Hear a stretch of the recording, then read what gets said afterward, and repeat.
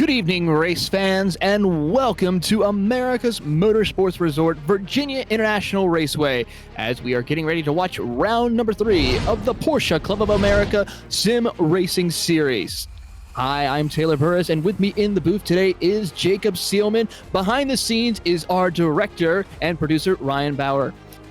Jacob, welcome to probably one of my most all-time favorite road courses, Virginia International Raceway. This track is going to be full of excitement, but we're not running the normal course. We're actually running one of the more configured courses, the Grand West Circuit. 25 turns, 4.2 miles. I mean, we've been watching practice and qualifying, and I gotta say, these drivers are gonna have a handful. It is meant to be a handful, Taylor, and certainly excited to be here, excited to join you in the booth on the call for what will be my first Porsche Club of America Sim Racing Series event. Road racing, not necessarily something that I grew up with, but certainly something that provides a lot of action for the fans, and looking forward to a tremendous show tonight. I've heard a lot of great things in the past and seen some great battles here before over the course of the league's history. Definitely excited for a great show tonight. It certainly is, and this is round number 3, so we already have ourselves a nice little points battle going on in several of our classes here. Tonight, the first race that we have here with the PCA is going to be the sportsman class and the rookie class, so we'll do a quick little rundown. Once we get started, though, we're getting ready to run down the field here, so let's go through the rundown. Starting on the pole position with a 2:26.06 is going to be Michael Wastel, followed by Drew Kenny, who's already got a win this season at Mid-Ohio in this outside row. Starting in third position, Joseph Stiffel with Trey Drawhorn in the fourth position. Starting in fifth will be Colin Thomas with Igor Swiker in the sixth position. Sean Benet II will be starting in the seventh position with Gregory Sampson in eighth, with Christian Rava in ninth. Rounding out your top 10 will be James Sue. Starting 11th tonight, Patrick Gill, flanked by the double zero of Cameron Leslie. Starting 13th, Brian Swift, alongside Edward Nelson in the 14th spot. Randall Ayers in 15th, and Faisal Yamin in 16th. Bruce Robinson 17th. Mario Gonzalez on the outside of row number 9. Paul Solk and Jason Morris, the rest of the top 21st will go to James Bernard, followed by Jody Padpora in 22nd. Rich Raybach will be starting in the 23rd position with Henry Rogers in 24th. Greg Fullwood will be starting in 25th with Gary Reese in 26th. Kirk Clifford will be starting in the 27th position with Stacy Iwata in 28th.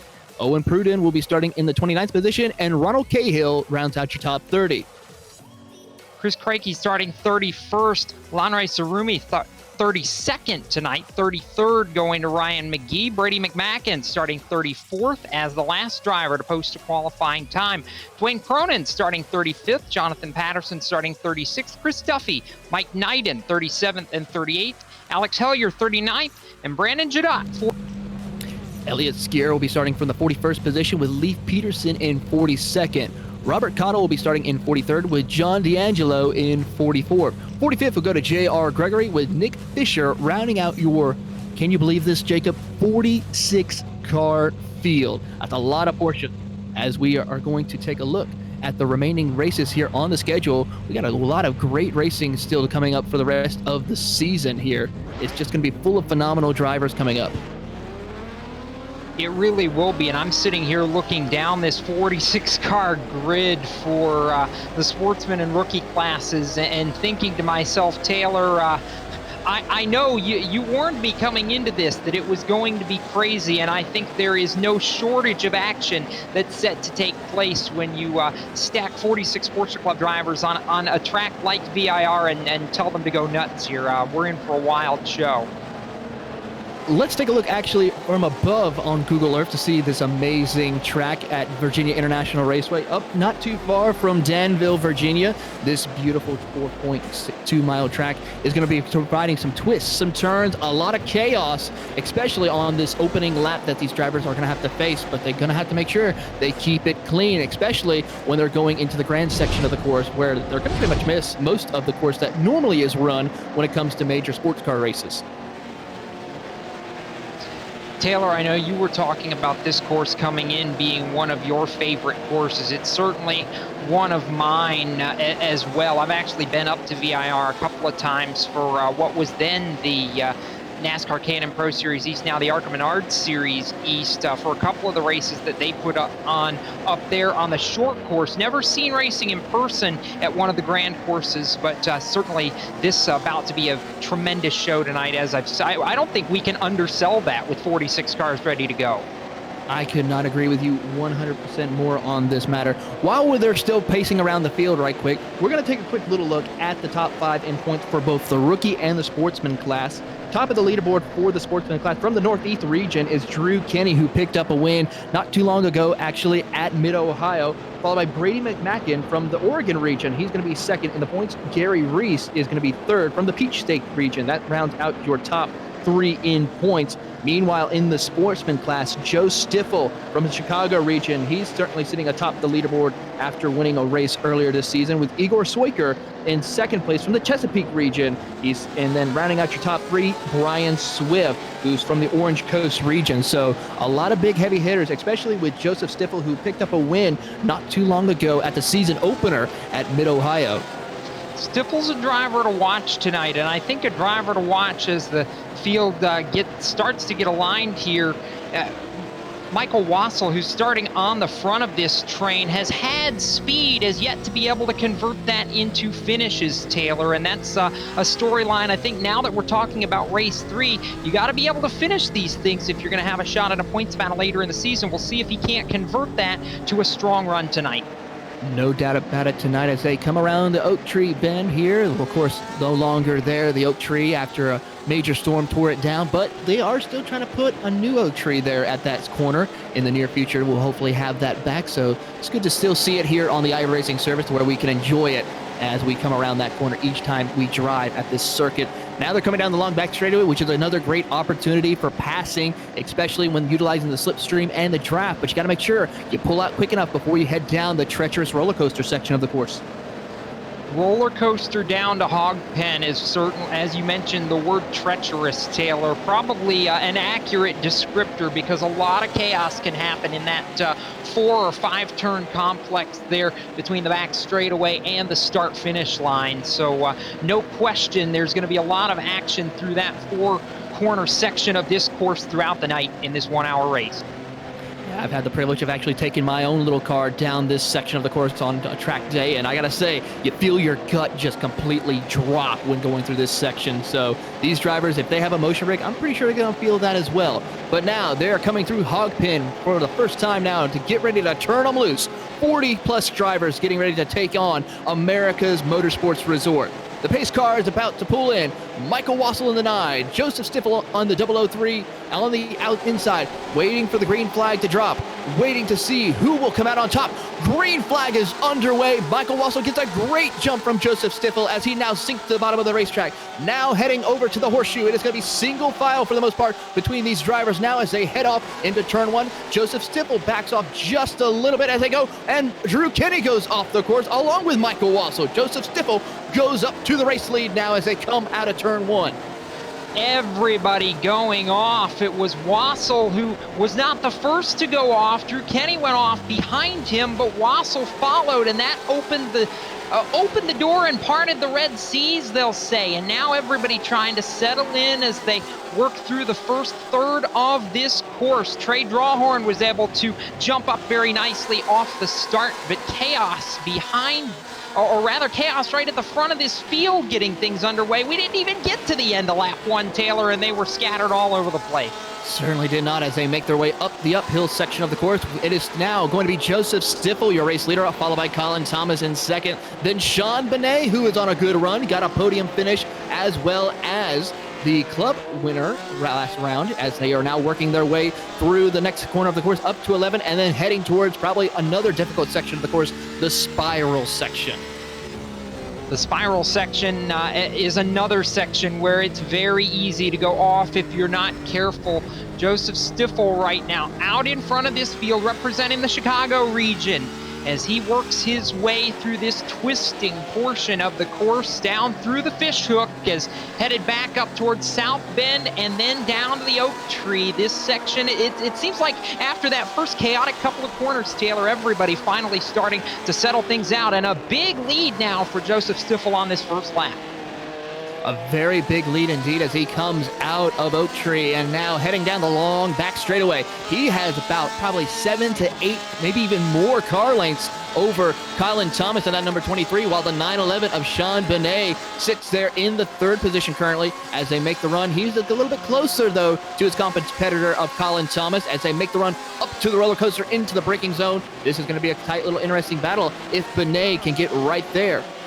Sean Benet chasing 2nd place, the Lincoln Trail region out of central Illinois for Benet as he tries to run down. It's about 6 car lengths, we'll say, as they head back through the final couple of corners towards the start-finish line. Benet trying to chase down here at the end of lap 1, so he'll ride 3rd, but still out front. Joseph Stiffel with a big lead of 3 seconds over Colin Thomas, who now occupies the 2 spot. Thomas repping the Allegheny region as they head back through turn 1. A big lead indeed for Joseph Stiffel with over 3 seconds on the clock right now as he is working his way through NASCAR. And then, of course, now we see Colin Thomas having to hold off Sean Benet. Trey Drawhorn, though, is sitting there in the 4th position, not too far back, along with Christian Rava rounding out your top 5. So the front 5 have pretty evenly spaced themselves from 2nd through 5th. However, Stiffel, as we mentioned, way out in front with that big lead. And back behind Rava in 5th place is where a little bit more of the battles, at least, are going on right now. Gregory Sampson occupying the 7th spot in the 91 as he is trying to close down the gap and maybe go towards the top 5 running spot. It's maybe 6 car lengths from him up to Igor Soiker in the 6th position, Taylor. Yeah, really good battle now as they're making their way up towards the spiral from about 3rd to about the 7th position like you brought out. It is going to be Sean Benet leading that group of cars with Trace Drawhorn, Christian Rava. Igor Soiker now is probably the closest battle between him and Rava, that battle for the final spot in the top 5 as he has closed the gap quite a bit as they're now making the run up to the fishhook.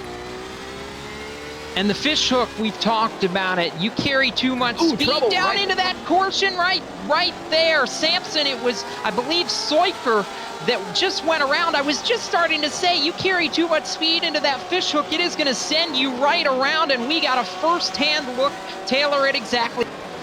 Indeed, we saw Christian Rava just overshoot the braking zone to get into fishhook, just looped it around, didn't make contact with anybody else, fortunately, but lost a ton of time, a lot of positions. He's probably going to be dropping, I say, right outside the top 10 after that spin, as he has now fallen behind Brian Swift as he's now coming out of Oak Tree. I'll admit that's where my rookie stripes are showing. I'm still starting to associate names and paint schemes here as we go through these first couple of laps. Christian Rava, the driver who went around there in the fishhook out of the Suncoast, Florida region, that will up the field from 6th on back at least 1 position. And Gregory Sampson, Igor Soiker still putting on a good battle for what's now the 5 spot as we work towards the end of lap number 2. Soiker doing a good job right now to hold on the Chesapeake region, holding that 5th spot as we come to the end of lap 2. Lap 2 has been completed. Soiker now moves into the top 5, but not too far behind is that beautiful Martini painted color Porsche of the 91 of Gregory Sampson, who is definitely putting the needed pressure on Soiker. Of course, Soiker, a very well veteran driver here in the series, as he has done well in the past 2 rounds. Meanwhile, just up ahead, Trey Drawhorn. He's got up to Sean Benet. The battle for the 3rd position, the final step of the podium, is going on strong indeed between these 2 drivers as they come down through Snake. Through Snake, Trey Drawhorn closing in very rapidly. An impressive drive for him early as he chases a spot on the podium, trying to get to Sean Benet. That battle continues to rage as he peaks to driver's right. Has to fall back into line, though, and all of this compressing up towards Colin Thomas as well. Colin Thomas pretty much has checked out from those drivers as well, but has lost a little bit of time to Joseph Stiffel in the 003. About 4 seconds separating those 2 drivers now as they are working their way through the spiral.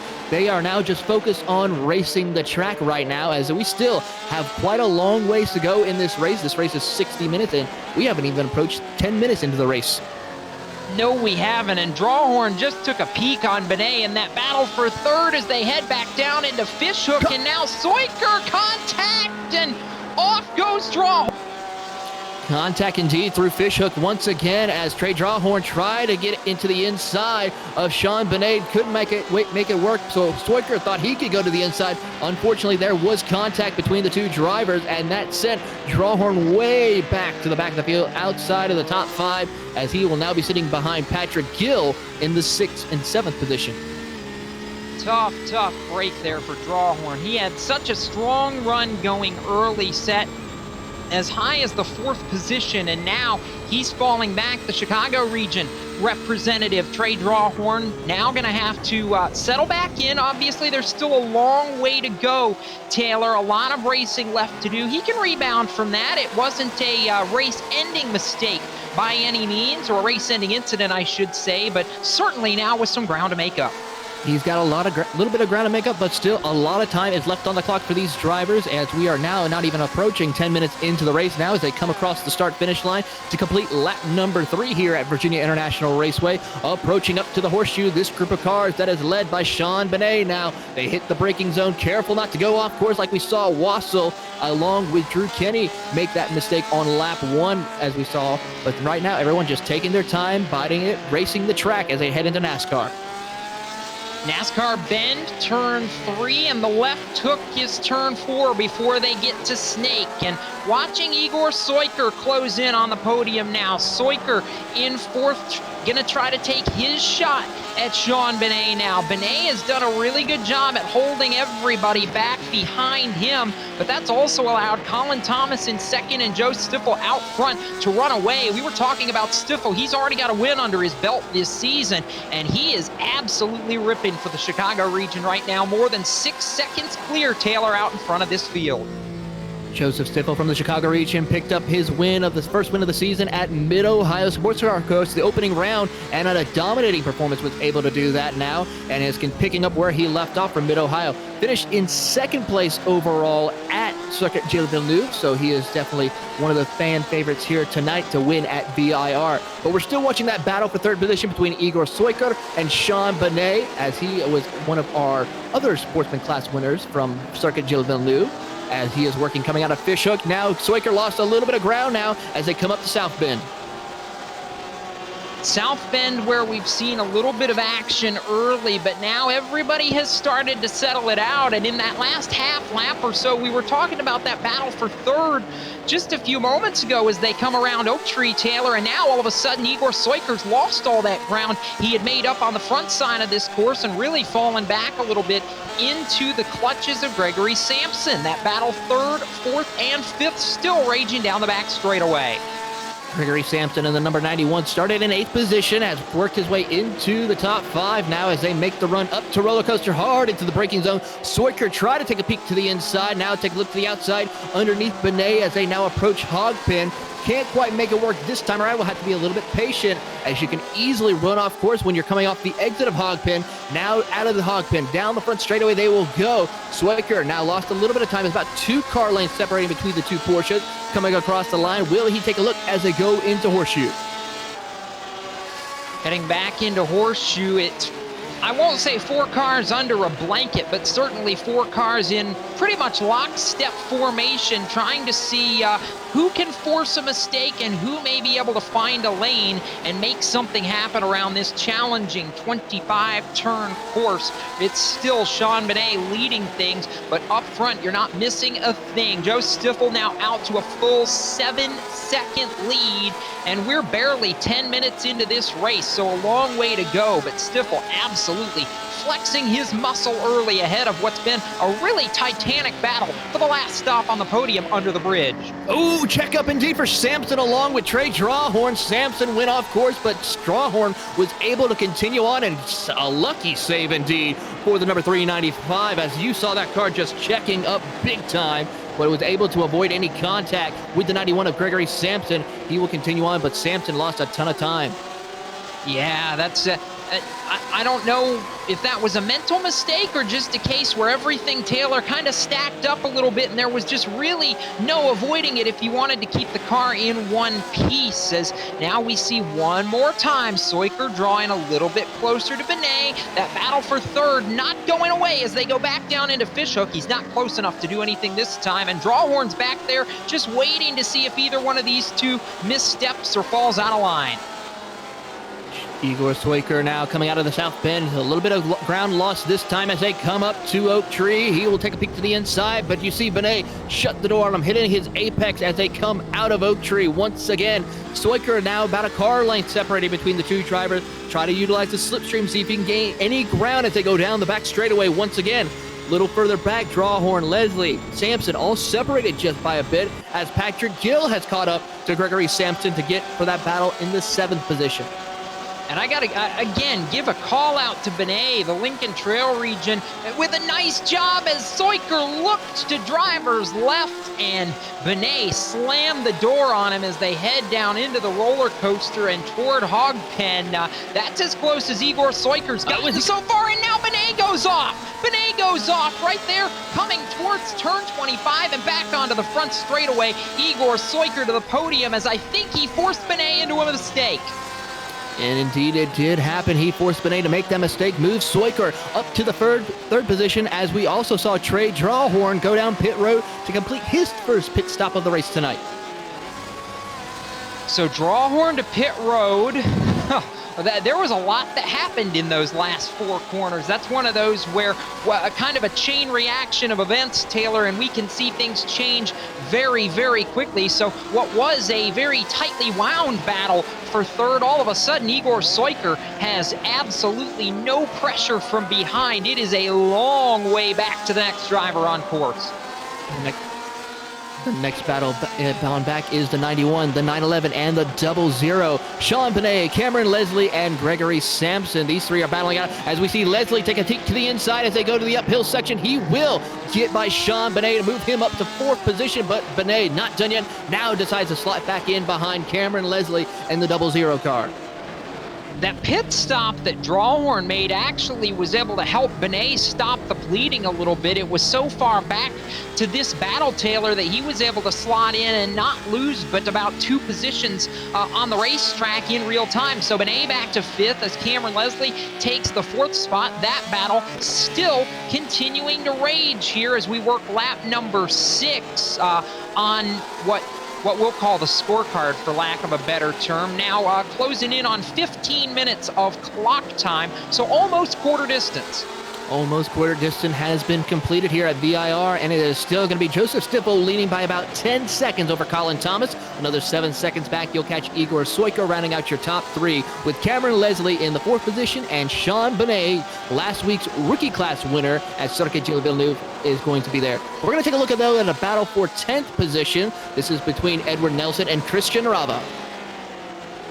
Christian Rava, one of those drivers that we talked about early. He had some early trouble, Taylor, and has since tried to rally back a little bit. Stuck back there, back into the top 10 right now, and trying to work his way back. He has indeed lost a ton of ground at the opening laps, but has worked his way up into the top 10. That number 88 is still working hard as well. Ran a 2:31 that time by as he is closed up to Edward Nelson up to the roller coaster section of the course, who's ran a 2:31.7. Both of them pretty much identical lap times, but Rob, I think, might have the better run as they come towards Hogpen. Hard into the binders they will go as he tries to find a way to look to the inside, now to the outside. As they come out of Hogpen, we see Nelson get the better run now as he will continue to pull him down the front straightaway.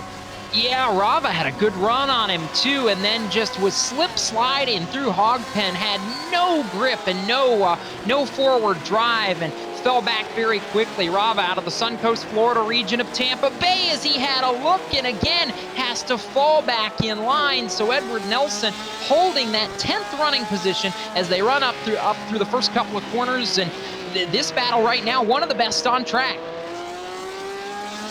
As well, we have a great battle for the 10th position. We also have another great battle for the 5th position. Sean Benet is under attack once again from the number 91 of Gregory Sampson. Samson's another driver who's not afraid to poke the nose in there and at least make sure they know, hey, I'm here. And this battle, really, it's almost 5 cars now under a blanket, from Cameron Leslie in 4th all the way back through about Patrick Gill in the 7th position. These cars starting to wind tightly together, and Benet trying to make a move while he's trying to prevent the attack from behind. Patrick Gill, last week's winner at Circuit de la Villeneuve, your sportsman class winner, did a great job. Now he's trying to work his way to see if he can do a repeat, but he's got a lot of work to do here tonight, as we see both of our class winners just running each other under a blanket as they're caught up with lap traffic with the number 113 tight of Johnny Parpara. It's a very tight, close action right there. That is tight when you're talking about the top class drivers, or in this case, the sportsman class drivers, working through slower traffic. And that's where you can easily spell disaster if you're not careful as they work through Oak Tree. Taylor, that traffic in these races, it's so much fun, but at the same time, as one of these faster drivers at the front of the field, you've got to be thinking, oh, we got to be careful. We find it fun, but I don't think the drivers out on track find it fun one so bit. But it's entertaining for us. It's entertaining for our viewers here watching on iRacing Esports. And we have a pass now, as we now see Samson go off and try to outbrake Sean Benet. Samson overcooked it. Samson overcooked it after I thought Benet may have overcooked it going into the corner. Well, from what looks like it, Sean Benet overcooked it a little bit, and then Samson just took it up another notch and overcooked it going into the roller coaster. No damage to either one of the drivers, but I think the biggest winner out of that has to go to, I believe, Patrick Gill, who picked up a spot and gained a lot of time up on to Sean Benet. Yeah, Samson lost a ton of time as we've got one off in front of Sean Benet. Benet working his way through the first couple of corners up towards NASCAR Bend, and boy, we've had a lot of chaos in these last couple of minutes. Benet now the 5 spot. You mentioned the 111 of Patrick Gill, the Central Wisconsin region representative. Gill did pick up a spot last time by the start-finish line, up into the 6th spot.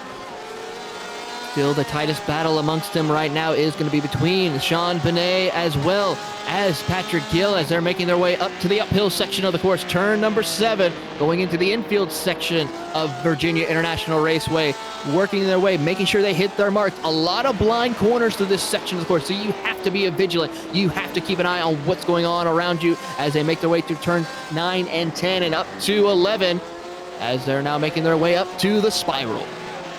Spiral section. I know we've said the word technical a couple of times, Taylor, but I don't think that even gives enough credit for exactly how crazy this part of the racetrack is. And when you stack 45, 46 drivers in a multi-class race like this, a section like this from about turn 12 down to the fishhook at 17 and even up towards Oak Tree can be chaotic. Sean Benet still trying to hold off Patrick Gill in the battle for a spot in the top 5, working its way through fishhook right now and towards the Oak Tree. Battle for second place going on right now. Igor Soiker, he has caught Colin Thomas in the number 23 now as they're making the run down the back straightaway heading up to the roller coaster. Soiker with a head of steam has actually picked up about 4 seconds this time by on Colin Thomas. Into the braking zone they will go, and Soiker is putting the pressure on Colin Thomas. They're now coming out of the roller coaster down into Hog Pit. Will Soiker make the effort to make the push as they come through there? No, he'll head too far back. Coming out of Hog Pen, down the front straightaway, Colin Thomas still hold on a second, but will come down pit road along with Soiker. So what was a titanic battle for the 2 spot immediately becomes a titanic battle working right down pit road, a little more than 22 minutes into this race between Colin Thomas and Igor Soiker, and that's going to allow everybody behind them, most namely Cameron Leslie, if he doesn't pit, to pick up a couple of spots right here. And this timing of the pit stop, Taylor, is a little bit strategic as well when you consider what these guys go through over the course of a 1-hour race. Indeed, and as we see, I think everybody is responding to come down pit road this time. I just saw Wassel, I saw Benet, I've seen now Edward Nelson coming down pit road. Several major of the top 10 drivers coming down. Let's see if Brian Swift in the 718 Coca-Cola Porsche comes down. Nope, he's going to go off course as Trey Drawhorn. He's one of those ones who pitted a little earlier in the race, so he will be working his way back into the top 10 with the pit stops as we watch and see where drivers such as Joseph Stiffel are out on the racetrack. I believe he's already back out on on the race course? Yes, he is. He is now coming up towards Snake. Up towards Snake is the race leader who's pretty much dominated this race. And then Trey Drawhorn has been a driver, Taylor, we've really been keeping an eye on over the course of this so far. Drawhorn, out of the Chicago region, has really kind of rallied a little bit, had some issues right off the start, and has, ended up right at that pit stop back in the top 5 all of a sudden. Trey Drawhorn, a fan favorite in the PCA Sim Racing Series, as he has now worked his way back up into a podium position here, as he is going to be working his way to catch up. He's got about 6.97 seconds to catch up to Colin Thomas in the 23rd, as we now drop back a little further back for the battle for 6th position between Bruce Robinson and Igor Swiker. Swiker, I think, lost some time on the pit stop because he's now behind some guys that he easily came in front of, and we'll see him work under the bridge and easily, I think, make the pass right there. So Swiker trying to work his way back forward after being in a podium running position, Taylor, right before stops. These pit stops with everybody coming down pit road, I think, have really shuffled this field up. It certainly has, as Igor Swiker was able to get by Gregory Sampson to move him into the top 5. He still, though, has about 8 seconds to catch back up to Cameron Leslie.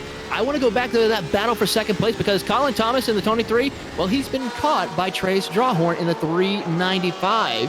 As we go to that battle right now, up in second, the car number 23, Colin Thomas, has lost a ton of time to Trace Drawhorn in the 395. He is right there on him as they come out of Oak Tree. Can Drawhorn have anything for him down the back straightaway? Drawhorn down the back straightaway, trying to stay in the slipstream. The 395 has made some serious tracks over the last couple of minutes, and Trey Drawhorn now closes to within a car length, maybe a car length and a half, as they work down towards the final couple of corners into Roller Coaster and towards Hog Pen. Drawhorn tries to go deep on the brakes, cannot make anything happen. Drawhorn trying every which way he can as they go into Hog Pen. Colin Thomas, though, doing an exceptional job of blocking, making sure he gets the right lines off corner exit in order to hold on. But here comes Colin Thomas back down pit road. Was there a mistake? I'm not sure that was a mistake. I hadn't seen Thomas, I don't think, on pit road, Taylor, so that could be a scheduled stop right there, and that's going to move Trey Drawhorn up to the 2 spot behind Joe Stiffel, who's looking for his 2nd win in 3 rounds so far this year. Drawhorn now to the 2 spot. The chat loving this right now for those watching, and Drawhorn really putting in a nice run. Drawhorn indeed, and another driver who's putting on a great run, Joseph Stiffel, your race leader. He has a 25.2 second lead. What a run he's got going on. His best lap was a 227.50. I mean, this guy has just been showing a dominant effort here tonight at VIR. Definitely put in the hard work. I was going to say, if you want a favorite, I mean, you always look at the guys who have won early and won often in a season and a series like the PCA Sim Racing Series, but Joe Stiffel has done a tremendous job working through Fishhook right now and up towards the South Bend, but absolutely a roaring open to this race. We're not even halfway, and you're talking about, about more than 10% of a lap he is up on Trey Drawhorn in the number 2 position. So Stiffel rounding Oak Tree, just an absolutely impressive drive, a dominant drive, maybe a statement, Taylor, would be the right word to describe what he's done so far in this race, a statement of the competition that the Chicago region absolutely has what it takes. Certainly does have what it takes here tonight at Virginia International Raceway.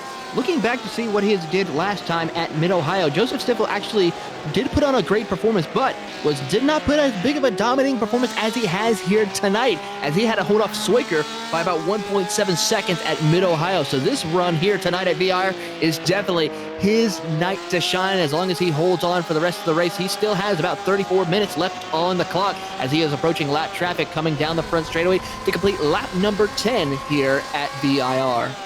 10 laps in and 25 and a half minutes on the clock. So closing in on the halfway point of this 1-hour race. Taylor battle for 7th raging behind the race. Yes, indeed. It's between the 88 of Christian Rava holding off Patrick Gill right now, if I'm looking at the correct timing and scoring.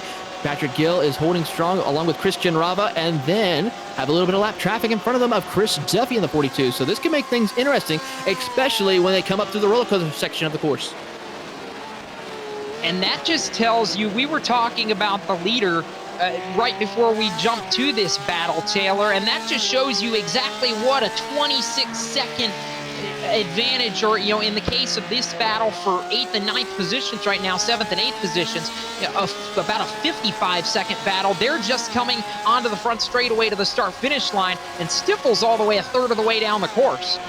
It's amazing to see all of this going on here, the talent level of these drivers. I mean, I'm trying to look at the track map, trying to point out certain drivers on the course, and it's hard to do that. All I just see is a bunch of numbers on the track, and it's very good to see these drivers putting on the great runs here tonight.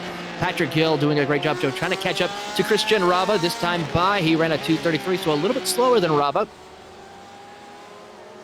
As we look through the field, we have two different classes in tonight's race. The sportsman class, which are those who are the more experienced drivers of the series, who, I'm looking through my notes, have got a D-class license or higher, as well as under a 2.0 safety rating. Meanwhile, the rookie class are those that have the red stripes, rookie class drivers who have not competed as long in the series or just started on their iRacing career here with the Porsche Club of America.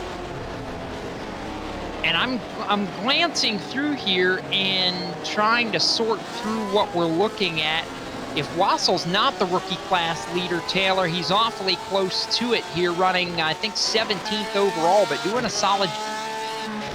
Yes, indeed. I'm looking through to see who is actually the class leader for the rookie class.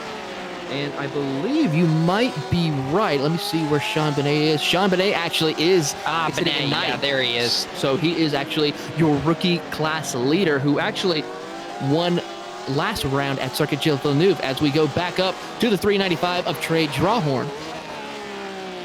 And I gotta be so impressed with Drawhorn and what he has done so far in this race to ride P2 as it sits behind Joe Stiffel, and that 25, at the very least, Drawhorn's done what nobody else has been able to do in that 2 spot, and that's been at least to somewhat maintain that gap for a couple of laps. He's not lost too much time to the race leader, and in fact, last time by, picked up a good bit. It was a 25-second gap. It's now down under 22 seconds, Taylor Burris.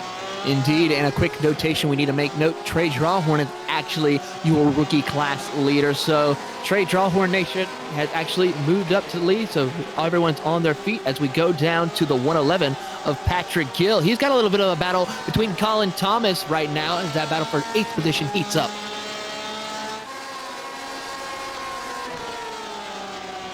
As we still watch on that battle between the 111 of Patrick Gill, doing a great job holding off now Colin Thomas, working his way up through turn 1, the horseshoe section of the course, and now NASCAR as they caught up to Christian Rava as well. But Thomas, who was running inside the top 2 for the first section of the race, has now fallen quite a ways back, sitting just barely inside the top 10 as they now make their way up to the left hook and into Snake. And we've seen a lot of action and a lot of drivers all over the place between the left hook and Snake so far in this race, which we're just coming up. I think next time by we'll have crested the 30-minute mark in this 1-hour race, Taylor, but we have seen action aplenty all over this place, and it's been about minimizing mistakes, which is not surprising on a course like VIR, but Joe Stiffel, Trey Drawhorn, Igor Soiker have definitely minimized their mistakes so far, and when Stiffel comes back to the line, we will, in fact, be just past halfway on the clock, 30 minutes down, 30 minutes to go. Yes, indeed. So, Jacob, you know what that means. It's time for our midway race break. I was going to say, I do know what that means. I'm just shuffling through my notes to make sure I have everything straight, Taylor. It is, in fact, time for tonight's midway race break, and as we cross the halfway point of tonight's race, it's time to bring you the iRacing midway race break, brought to you by Virtual Racing School.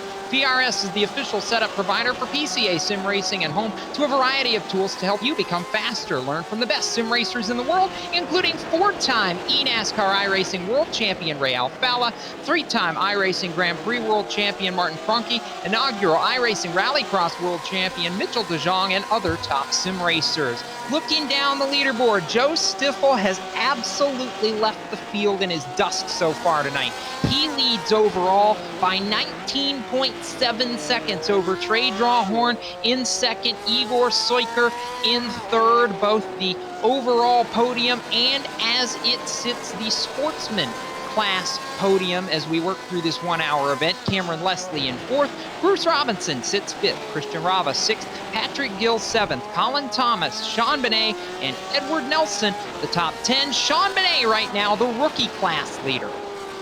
And sitting in the 11th position is going to be Gregory Sampson, followed by Brian Swift sitting in 12th position with Randall Ayers in 13th. Michael Knighton sitting in the 14th position with Michael J. Wassel in 15th. 16th is going to go to Ray Book along with Gary Reese in 17th. Jason Morris sitting in the 18th position. He's your first car one lap down with Jonathan Patterson in 19th. Rounding out your top 20, Paul Solk. Scrolling down past Paul Solk is Kirk Clifford, Stacy Iwata, Chris Duffy, Owen Pruden, Faisal Yamin in 25th, Jody Podborough 26th, Brandon Jadot 27th, Ronald Cahill 28th, Henry Rogers and Dwayne Cronin behind him. Sitting in the 31st position will be James Bernard, followed by Dwayne Cronin in 32nd. Ryan McGee sits in 33rd with Drew McMacken in 34th. Drew Kenny sits in the 35th position with Chris Cake in 36th. In 37th, Alex Hellier and James Sue in 38th. 39th position goes to Laren Sarumi. 40th, Greg Fullwood. And that will conclude tonight's VRS Midway Race Break. For more information on the Virtual Racing School, visit www.virtualracingschool.com.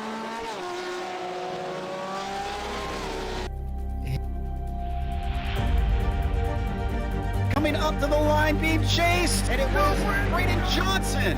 Unbelievable finish. It was 1/1000th of a second between them. Green flag in the air. We are racing in the 2020 24 Hours of Daytona. They go door to door for the feature race lead here on the last lap of the race. Side by side for the race lead in the final corner at Homestead. Down the back straightaway, 3 wide again for the race lead. This is unbelievable stuff here tonight. Loma is going to have to be very deep on the brakes, and he is very deep on the brakes. It's side by side through the corner. This is for the win. It'll be side by side. Davies low, Ottinger high. To the very inside is Garrett Lowe. 4 wide at the stripe.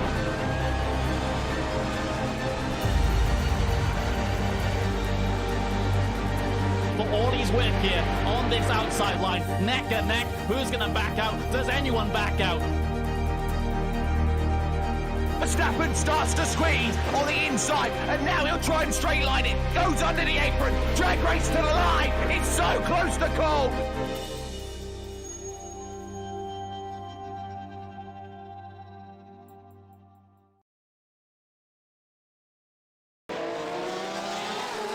And we are back after that great commercial from VRS as we are back on our race leader, Joseph Stiffel here in the 003 Porsche, holding about a 20-second race lead over Trace Drawhorn in the 395. Sitting in third position is still going to be Igor Soiker in that 16 Porsche, who's been pretty much on a very big tear trying to catch up to second place, but has a long way to go. Some 20 seconds separate the two drivers now as they're working their way up through the track. And I believe now actually 11 seconds he's working through the spiral. Soiker as he goes off course. Soiker, we talked earlier, Taylor, about minimizing mistakes, and that's the first mistake I've seen from Soiker in a little while, to dip off course just a little bit. The good thing is he had a pretty big gap back to the 00 of Cameron Leslie, so it would seem no harm, no foul there. But again, it's a long way before he can get to Trey Drawhorn up in the number 2 position as well. So these top 3 have really, really broken away right now. Yes, indeed, but there is a tight battle going on from the 5th position to about the 7th position. Christian Rava currently leading that battle along with Bruce Robinson, Patrick Gill, Colin Thomas, I mean, these guys are definitely putting the hammer down here, as they also have Cameron Leslie not too far up the road from them. So we'll have to see what they can be able to do as they go down the back straightaway.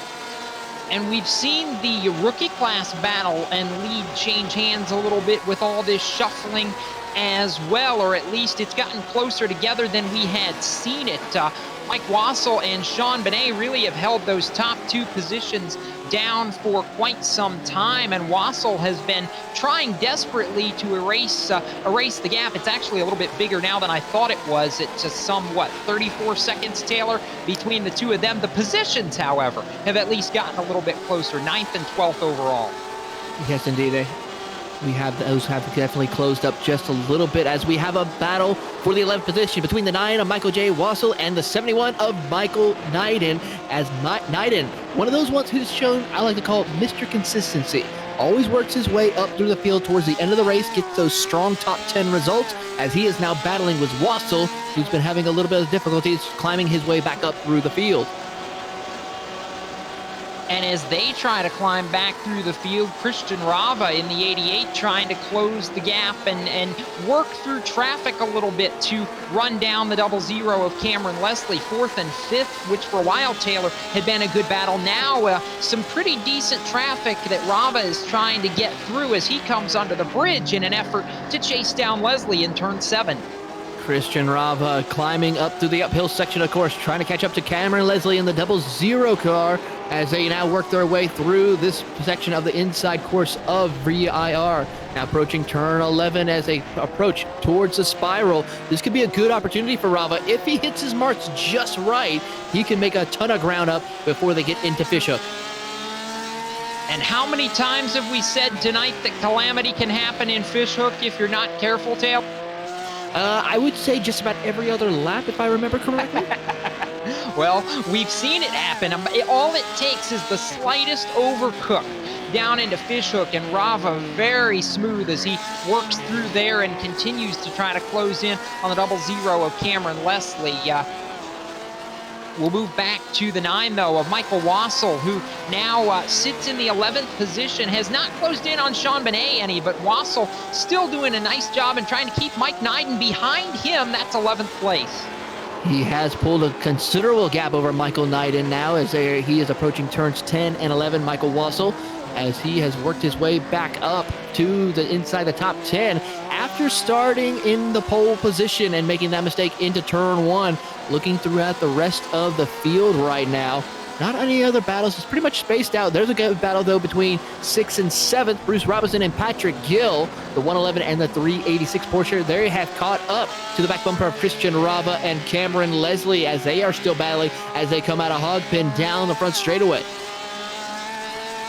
I want to circle back to our runner-up driver for a minute, Taylor, if we can, the 395 of Trey Drawhorn, because I was so impressed with him, and really up until the last couple of laps, he had actually been eating quite nicely into that gap that he had to Joe Stiffel out in front in the 003. However, either Stiffel figured out that Drawhorn was beating him the last couple laps and started to turn on some extra juice, or Drawhorn has started to fall off a little bit, because what was underneath 20 seconds, now out to almost 30 seconds between the top two. I think it's fair to say that Stiffel did turn on the afterburners as he has now saved the car enough to get it to the end of the race. As we go back to the 4th position, Cameron Leslie, well, he no longer has that big cushion that he had earlier with Christian Rava as they go to the uphill section, turn number 7, and work their way through the inside field section of VIR. Not too far behind, though, we do see Bruce Robinson and Patrick Gill closing in as well. So we're pretty soon going to have a 4-car battle for the 4th position here at VIR as they're coming up to turn 11. And that seems to be about where the action has been centered, no matter who's been in the positions all race long, Taylor. That 4th, 5th, 6th, 7th positions, regardless of what drivers have been inhabiting them, has really been where we've been talking about and concentrating most of the battles so far tonight. Cameron Leslie has it. Christian Rava has cut it down to about 2 car lengths as they work through the Fishhook, head out of Fishhook, and they'll head down towards Oak Tree. Got about 4 corners before we make it there, but behind Rava, Bruce Robinson, Patrick Gill, really all trying to close up in on this battle. It's 4 cars racing for 1 position. That's P4. P4 battle for amongst 4 drivers as they come through Oak Tree, out of Oak Tree, down the back straightaway. Who will be able to get to the gas quick enough to get the best slipstream down this back straightaway? This is probably the longest stretch of road that we have here at Virginia International Raceway. A lot of great passing opportunity, a lot of great opportunities to save fuel, get a little bit of drafting going on as they now approach roller coaster now up to the top of the hill, and before they make the down plummeting here, where pretty much your stomach will just drop when you're inside the race car. I would hate to be in one of the motion rigs when driving on this circuit as they now approach out of roller coaster into hog pen. It is still going to be Cameron Leslie holding on to P4. And should we give a call to Cameron Leslie, considering he's repping for the Peach State region of Atlanta? And really, Taylor, if you're a storyteller and you like the history or are curious about the history of the PCA Sim Racing Series, the Peach State region is where it all started. So for somebody like Cameron Leslie, that takes it all the way back to the very beginning of sim racing for this club, even before the big series really became a fully fledged being in itself. So a lot of pride on the line, I know there, and certainly really if you trace the history back where it all started. Indeed, as the Peach State region is the biggest region that has competed in the PCA Sim Racing Series. Of course, like you brought out, they were one of the original founding members to start sim racing here on the iRacing service when the Porsche car was released with the GT3 Cup car, the first official Porsche car that was released on the iRacing service a couple of years back. They're now coming up through the uphill section of the course to the infield section. Cameron Leslie still holding strong for P4 with Christian Rava battling Bruce Robinson for P5. And as far as positions on the racetrack and lead lap positions, this is easily the best battle on the racetrack as they snake their way through around this Virginia International Raceway, and Cameron Leslie continues to hold the spot. And I think the big thing there is he and Rava have actually put a little bit of distance between Bruce Robinson and Patrick Gill. So Leslie doing a nice job, but Rava closes right up on the rear of that 00 as they head down to Fishhook. And this has been what we've seen as one of the really strong passing zones, but Rava not close enough to make anything happen. Not at all, not this time around as they approach South Bend. You got to be careful. Don't let a car hang out too wide now as they now approach into the Oak Tree, into the braking zone. Uphill they will go, making sure they don't get that car too loose. And now you see Rava take a peek to the inside, but now Leslie shuts the door on them as they make the corner exit. Out down the back straightaway they will go. Not too far behind, Bruce Robinson is now about under a second back from Christian Rava, while Patrick Gill is about 0.6 of a second back, and continuing to try to close the gap as they approach some lap traffic up in front of them before they hit the roller coaster. Leslie, though, still holding strong in P4. And out of Oak Tree was really where Cameron Leslie made up a little bit of ground on Christian Rava, but down toward Hog Pen as they come through the roller coaster, Rava has made all that back up. It's 2 car lengths as they head towards Hog Pen and back towards the start-finish line. And out of Hog Pen, look at the gap that Leslie was able to pull on the 88 of Christian Rava. I think Rava may have made a mistake or overcooked it a little bit out of that final corner. He's got Bruce Robinson all over him down towards turn 1. He certainly did. He hit the curbing as he come out of Hog Pen. This could be an opportunity for now Patrick Gill, who looks to the inside of Bruce Robinson and take on the 6th position. A great pass indeed out of Horseshoe as they approach now into the NASCAR bend. Here comes Christian Rava trying to get a better run through there, trying to get a good line off corner exit as they now approach left hook. Bruce Robinson still trying to catch back up to Patrick Gill as those two are battling it out side by side through left hook, now approaching into Snake. Into Snake, and Patrick Gill really had to do a job of driving there to get the car gathered back up underneath him as they head through Snake and towards the bridge at turn number 7.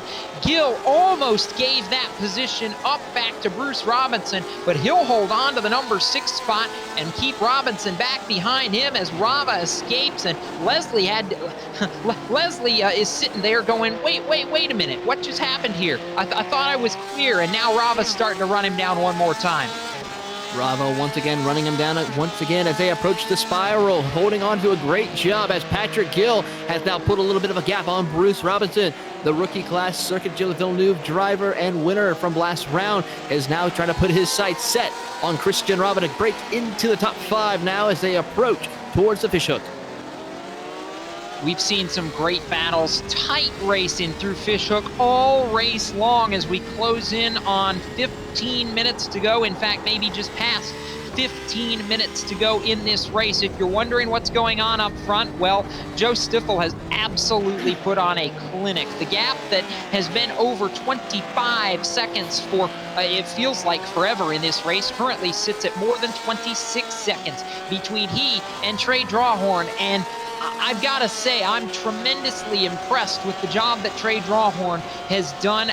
The Chicago region standout, impressing with a runner-up run tonight ahead of Igor Soiker. But Soiker, who was about 20 seconds behind Drawhorn a couple of laps ago, has closed that down to just 4 seconds back. So we may not be done with the battles at the front of the field. We may have a battle for second shape up before this race is over. Soiker has run Drawhorn down. He has indeed, running very good, very consistent lap times. Last time around, he ran at 2:27.9, almost 3 seconds faster than Trey Drawhorn, who ran at 2:30.2. So I tell you what, Igor Soiker put the afterburners on, as now Drawhorn is struggling with some lap traffic as they approach the uphill section of the course. As we take a look at the driver of the number 113, as I'm trying to find him on my timing and score. Jody Podpora. Jody Podpora now doing a great job. He's broken inside the top 20, so a great effort for him in that number 113 yellow Porsche 911 RSR.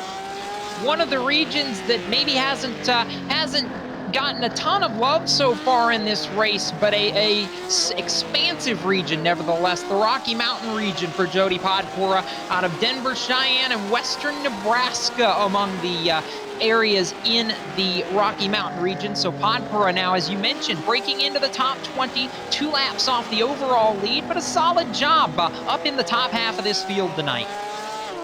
Could not agree with you more, as he is working his way through the field once again.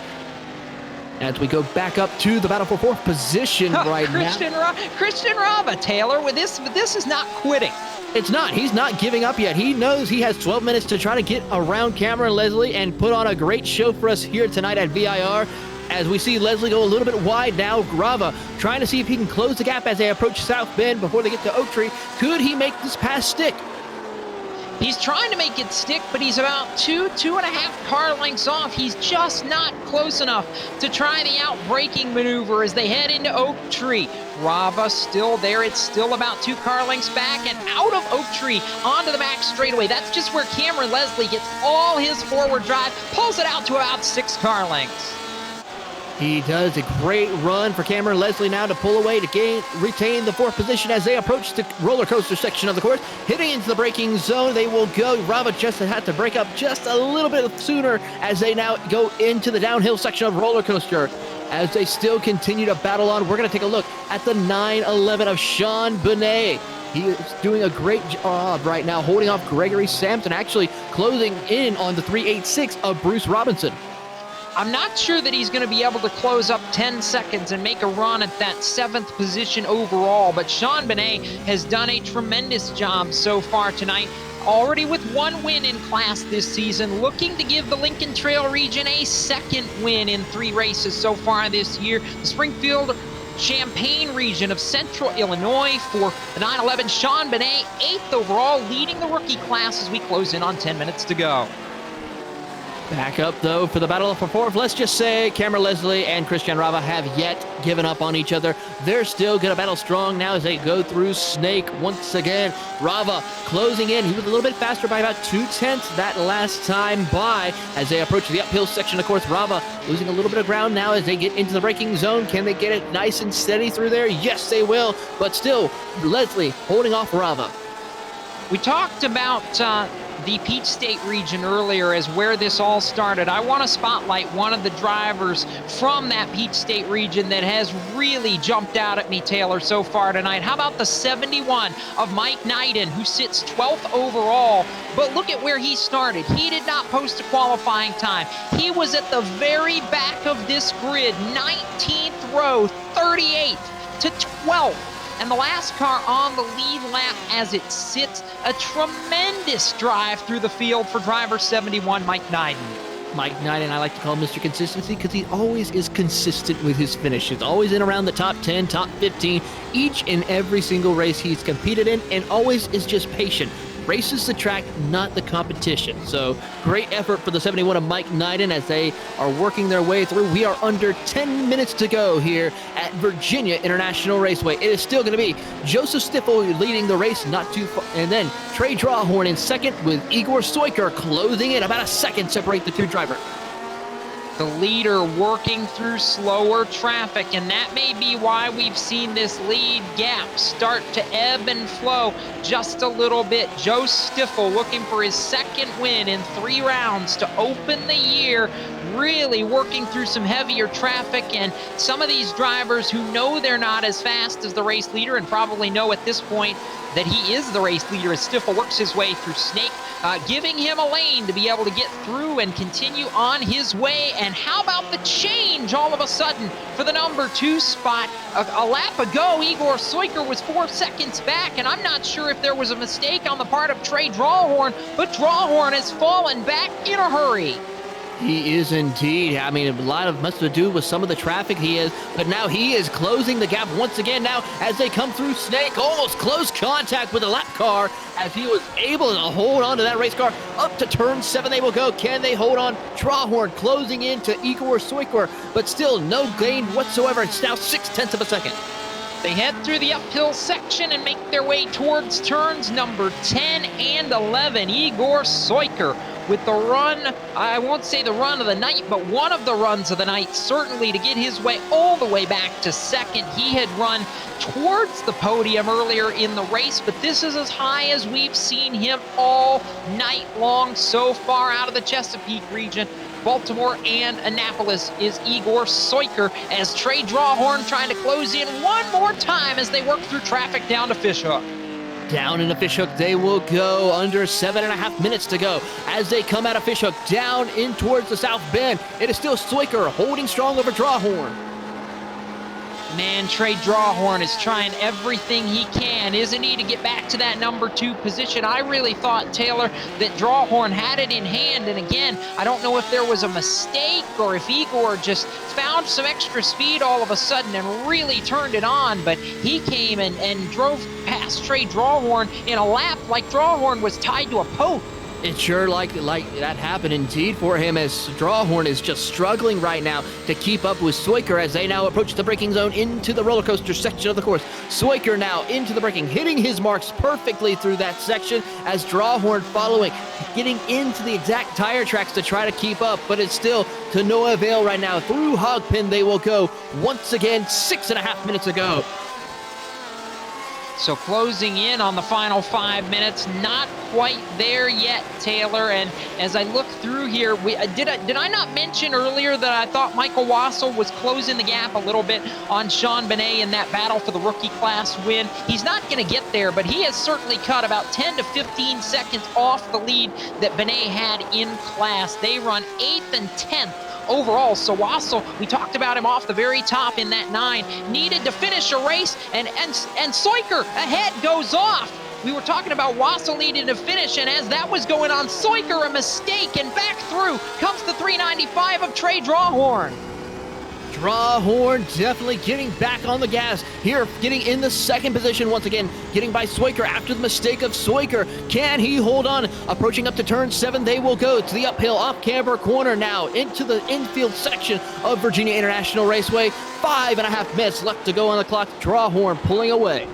As quickly as we saw that change, back going Drawhorn. Now, with a mistake, he goes off, and Soiker comes back through. They're trading jabs now, Taylor, as we saw a mistake, and then we saw Drawhorn cough it right back up, and I can't help but wonder if that's not what happened the first time, if he just had a slight off, and Soiker took advantage. This is the 3rd time in barely a lap they've traded the 2 spot. Soiker now trying to pull away once again before he makes another mistake to where Drawhorn can capitalize on it. Through Fishhook they will go. Soiker pulling away bit by bit up to a 2-second lead now over Trace Drawhorn as they approach South Bend and the Oak Tree. And still a little further back, that battle for 4th between Leslie and Rava still hasn't quite given up. It's down to 0.6 of a second as we look back on them, the 88. Still, as they are in lap traffic as well, Leslie doing a great job of still holding strong over Christian Rava. If I'm Cameron Leslie, I'm sitting here going, man, why can't I shake this guy? Because Christian Rava has not given him a rest for the last 20 minutes or so, as there's near contact working through traffic down to Oak Tree. Rava had a lane, and Leslie said, oh, no, you don't. They work onto the back straightaway. What a move by Cameron Leslie to hold forth.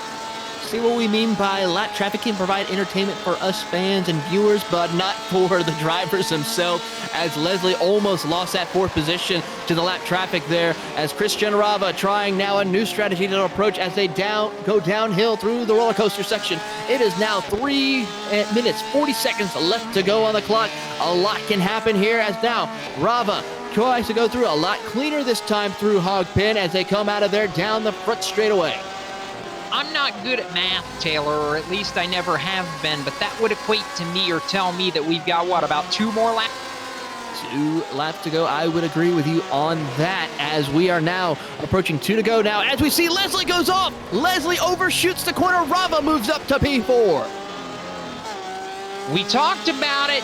A mental mistake, or can you force a mistake? And that's exactly what just happened after about 20 minutes of this battle. Cameron Leslie, one small mistake, one off, and Christian Rava finally gets through and can run away now with that 4th position. The 113 once again is back out on the track, still running strong inside the top 20. Actually, no, the 113 is actually outside of the top 20 right now. I'm trying to find him on timing and scoring. He's sitting P18th right now, so he's gained a couple of positions since we last talked about it.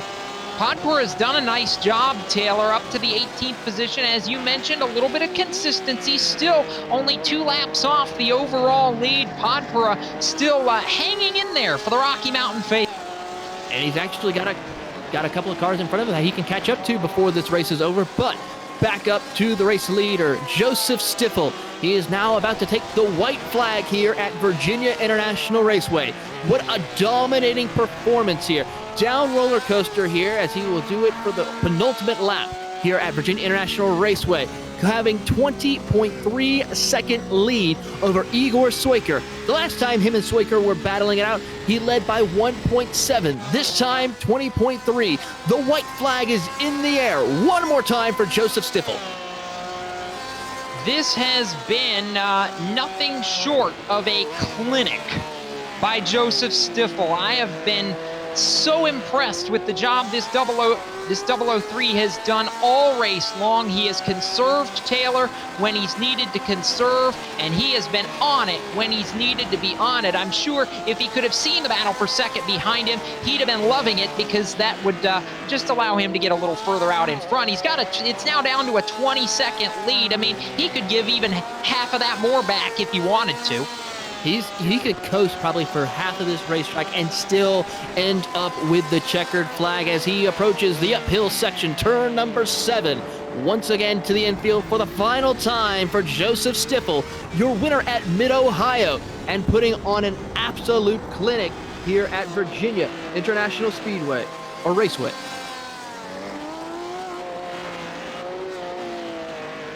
Joseph Stiffel is also currently your points leader, so a great points night for him as well, as he will continue to build the points lead in the championship for the sportsman class. Down through the spiral for the final time now, hitting his marks, hitting each apex perfectly as he now approaches the fishhook. Yeah, fit one more time through fishhook, and after that, you can pretty well play it safe from there. The run down to Oak Tree in the back straightaway, pretty easy. But the battle for second is not done. We may have one more battle cry from Trey Drawhorn. He has caught Igor Swiker one more time, and they are going to go at it for the 2 spot before this race is over. Into fishhook, down for the final time. Couple of more opportunities for Drawhorn to catch back up to get to the inside of Swiker or make the pass now as they approach South Bend and up to Oak Tree for the final time. One more opportunity for Drawhorn into Oak Tree as they hit the braking zone. Too far back. Will he try to outbrake him? Not, he will not, as now Joseph Stiffel approaching the roller coaster for the final time. Stiffel 20.2 second lead over Igor Soiker. Down through roller coaster once again, just absolutely coasting through this section, taking his time, not making any mistakes. Out of hog pin for the final time. Checkered flag will be in the air momentarily as Joseph Stiffel from the Chicago region will take the overall and the sportsman class win at International Raceway. And the battle for second is not done. Can Soiker hold on over Trey Drawhorn? They're working through for the final time now. Off the last corner, Trey Drawhorn goes off, and that's going to allow Igor Soiker to coast to the line. He'll come home second, and Drawhorn's got to be careful not to give up too much time and keep the podium. And now the 113 of Jody Podpora among those who are finishing up here. Drawhorn crosses the line in third, and I believe the 911 of Sean Benet, Taylor, going to hang on and pick up the rookie class win tonight. Yes, I have caught him right now. He's coming through the roller section of the course right now and has about, over 30-second lead over the second place in class for the rookie class, Michael J. Wassel, who will come home with a top 10 run to here. But here comes Sean Benet, the rookie class winner at Virginia International Raceway in the 911. Great effort for Sean Benet as he goes back-to-back for Circuit Gilles Villeneuve and Virginia International Raceway. Well... For an initiation, Taylor, into PCA, I have to say I was thoroughly entertained by this first race. And to think we've got another hour to... We certainly do, but before we do go into the next hour racing, let's go ahead and give you your full field rundown here at Virginia International Raceway for both classes as we take a look at the top of the leaderboard. Joseph Stiffel will take home the checker flag as well as the sportsman class win and overall. Second goes to Igor Soiker, finishing in second with Trace Drawhorn in third. Christian Ravo will come home in fourth position with Patrick Gill in fifth. Bruce Robinson will finish in the sixth position. Seventh goes to Cameron Leslie with Sean Benet, your rookie class winner, finishing in eighth. Gregory Sampson will come home in ninth, and rounding out your top 10, Michael J. Wassel, who will also finish second in the rookie class. Finishing 11th tonight was Edward Nelson. 12th goes to Mike Knighton, the last car on the overall lead lap in 12th. Rich Rybach, 13th. 14th to Gary Rice. Randall Ayers, 15th. Faisal Yamin, 16th. Owen Pruden finishing 17th overall. Jody Podpora, 18th tonight, with Jason Morris, 19th. And Kirk Clifford completing the top. Jonathan Patterson in the 63 will come home in 21st with Ronald Cahill in 22nd. Brandon Judette will come home in 23rd with Stacy Awada in 24th. 25th goes to Henry Rogers with Dwayne Cronin in 26th. Chris Cake will come home in 27th with Chris Duffy in 28th. Brady McMacken will come home 29th with Ryan McGee rounding out your top 30. James Sue, 31st overall tonight. Colin Thomas was 32nd. Brian Swift, 33rd. James Bernard, 34th. And Mario Gonzalez was 35th. Paul Solk was 36th. Drew Kenny, 37th. Alex Hellier, 38th. Lanre Sarumi, 39th and 40th. The last car to complete at least one lap tonight, Greg Fullwood. And that concludes your full field rundown here at Virginia International Raceway with the sportsman and rookie classes. And now we are awaiting some of our winners here as I'm looking to see who else is in here. I see Igor is up in the waiting room, ready to come in to talk to us. So I have to see if we give him a few more minutes to see what happens, if anybody else joins. But Jacob, one race down, we now have the club class along with the pro class coming up. And I got to say, if this is what it takes to bring on an exciting raceman, we still have another great race to talk about. We do, and I'm particularly excited for the pro and club class racing coming up here in just a little bit, Taylor Burris. But before we do that, we've got to talk to some of our top finishers and our overall race winner, as well as the sportsman class winner, going to join us right now, and that's Joseph. Here comes Joseph Stiffel in the 003 Porsche, your race winner and sportsman class winner here tonight at Virginia International Raceway. Joe, great dominating performance here tonight. Tell us about your race and how it was out there at the track. Hey, thanks. I appreciate that. Let me just say that I like what you guys all done with here with the booth, and you're keeping your social distance at 6 feet away. That looks, I'm very proud of everybody here in the booth. I tell you what, all week, there's a lot of fast guys. You know, you see Michael every week just laying down fast stuff. Igor, always right there. That guy, we've raced nose to tail quite a bit.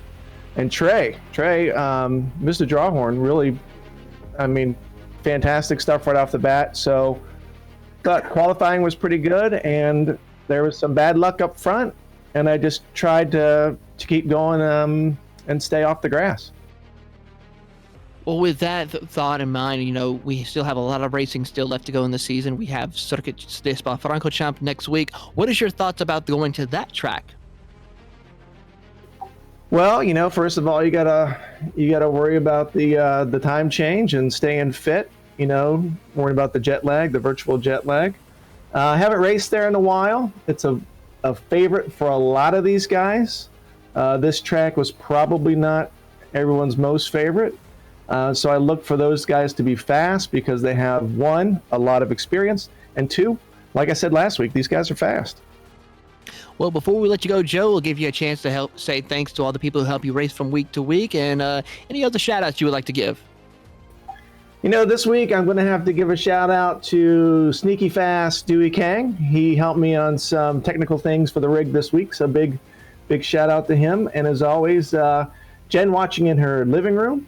And I'll also add Mr. John Walton and Annie Johnson to the big thank yous this week.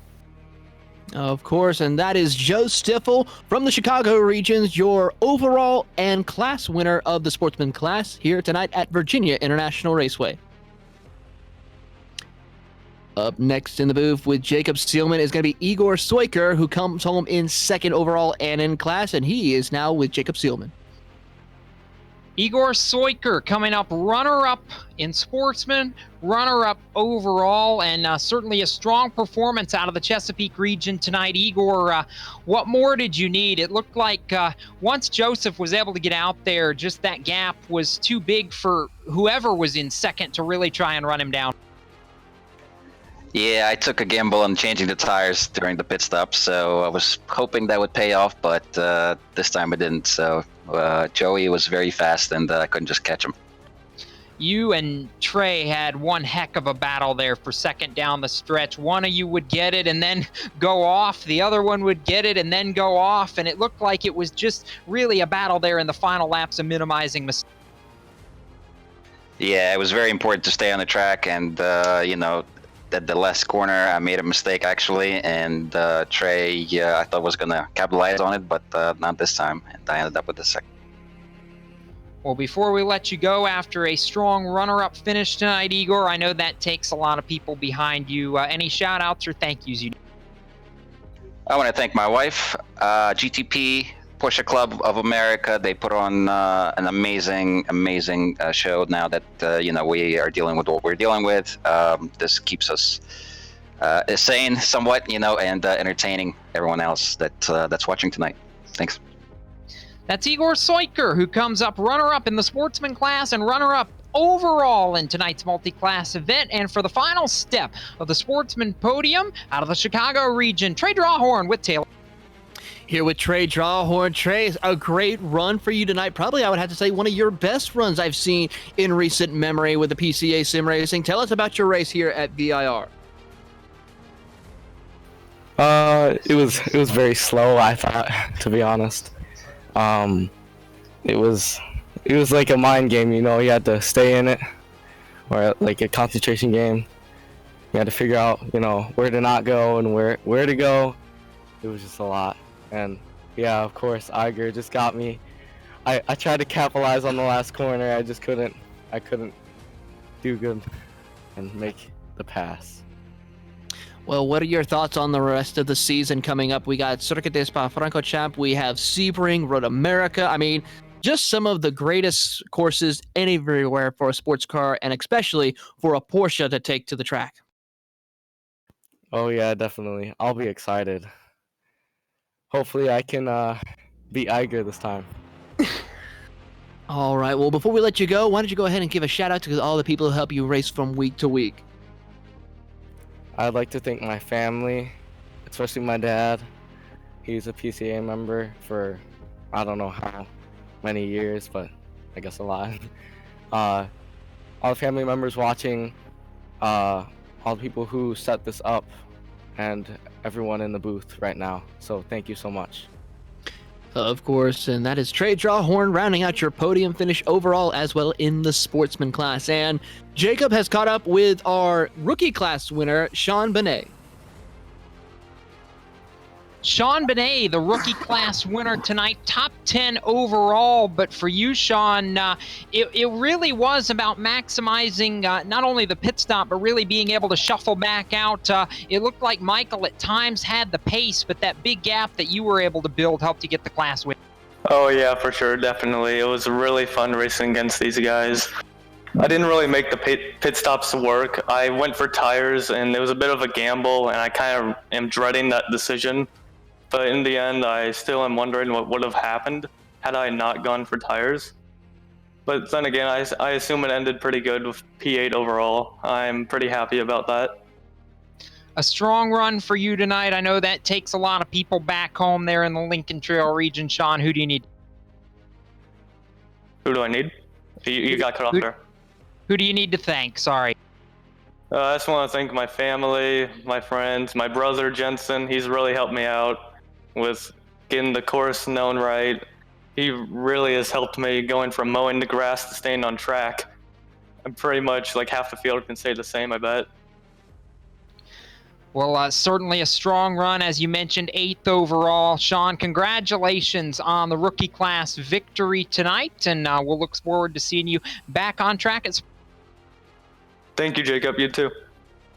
That's Sean Benet, the rookie class winner tonight, to second on the rookie class podium. Taylor Burris has caught up with Mike Watt. Here with Michael J. Wasson here as he is coming up into the booth. Michael, great run for you tonight. A smooth finish for you. After that turn 1 incident, though, you were able to recover nicely. Tell us about your night. I was very busy just trying to recover what I lost in the first 10 seconds of the race. I hear you on that. Well, a great effort for you and a great recovery. Before we let you go, though, why don't you give a quick shout out to your sponsors? Don't have any sponsors. It's just me. So, I would shout out to the VRS guys, because that whole process definitely helped me progress on this track. This track is so technical. That package with the fast lap and the data analysis worked great. Could not agree more. And that was Michael J. Watson coming home in the second position in the rookie class. And Jacob has caught up with Gary Reese. Gary Rice, third place finisher tonight in the rookie class, and really that battle for the last spot on the podium, it seemed like shuffled a little bit at the start of the race, Gary, but you were able to hold on to it at the end. Walk us through your. Yeah, I was very proud. To get a first result. I threw it off the track with cold tires in the first lap, so I was kicking myself there, but I managed to gather everything together. I made a couple of mistakes, but I was very happy to be able to recover and actually get a result. Well, real quickly before we let you go, Gary, I know it takes people that help make it possible for you. Any shout-outs or thank yous that you need to? Oh yeah, thanks to my wife and kids for putting up with me while I practice, and I really appreciate everything the PCA is doing, the guys running this thing. It's really fantastic. I love it, and I can't wait to get to the next round. Well, Gary, we appreciate you coming up here and joining us, and congratulations on a strong run. Thank you, sir. I appreciate it. And with that, we are going to take a few minutes to get things ready for the next race. Race number 2 for the PCA Sim Racing Series. The Pro and Club Class Series will be coming on next week. We're just going to take a few moments, get everything lined up. So we will be right back. You're watching the Porsche Club of America Sim Racing Series on the iRacing Esports Network, courtesy of Podium Esports Network.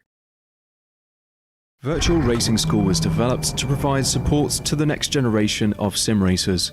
No matter if you're a rookie or veteran or what car or track you'll be racing, our goal is to provide training every step of the way.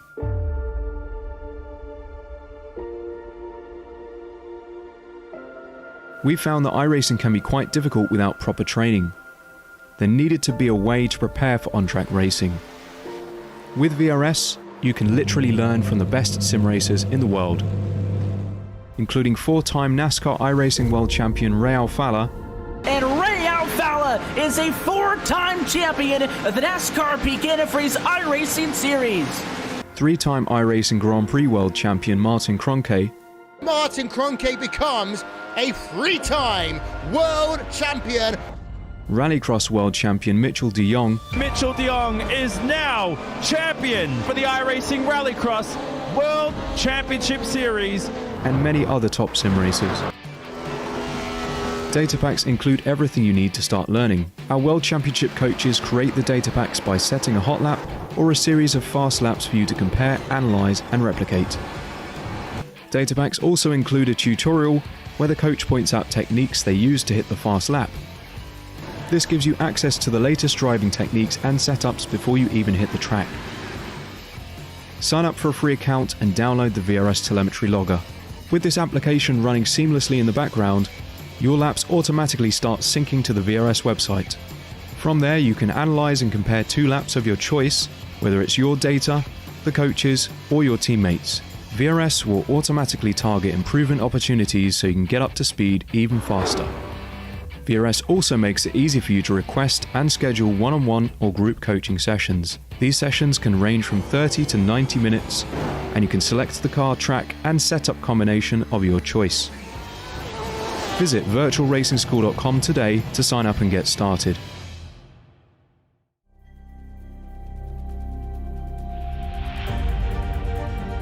Coming up to the line, being chased, and it was Braden Johnson. Unbelievable finish. It was 1/1000th of a second between them. Green flag in the air. We are racing in the 2020 24 Hours of Daytona. They go door to door for the feature race lead here on the last lap of the race. Side by side for the race lead in the final corner at Homestead. Down the back straightaway, 3 wide again for the race lead. This is unbelievable stuff here tonight. Loma is going to have to be very deep on the brakes, and he is very deep on the brakes. It's side by side through the corner. This is for the win. It'll be side by side. Davies low, Ottinger high. To the very inside is Garrett Lowe. 4 wide at the stripe.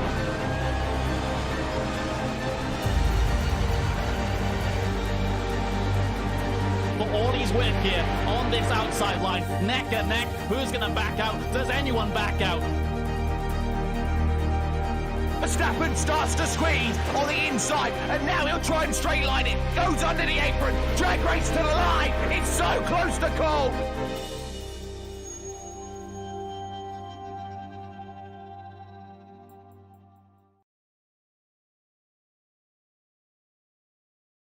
Virtual Racing School was developed to provide support to the next generation of sim racers.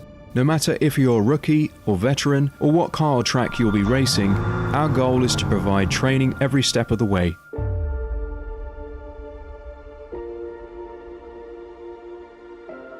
We found that iRacing can be quite difficult without proper training. There needed to be a way to prepare for on-track racing. With VRS, you can literally learn from the best sim racers in the world, including 4-time NASCAR iRacing World Champion Ray Falla. And Ray Falla is a 4-time champion of the NASCAR PCASRS iRacing Series. 3-time iRacing Grand Prix World Champion Martin Kroenke. Martin Kroenke becomes a 3-time world champion. Rallycross World Champion Mitchell de Jong. Mitchell de Jong is now champion for the iRacing Rallycross World Championship Series. And many other top sim racers. Data packs include everything you need to start learning. Our World Championship coaches create the data packs by setting a hot lap or a series of fast laps for you to compare, analyze, and replicate. Data packs also include a tutorial where the coach points out techniques they use to hit the fast lap. This gives you access to the latest driving techniques and setups before you even hit the track.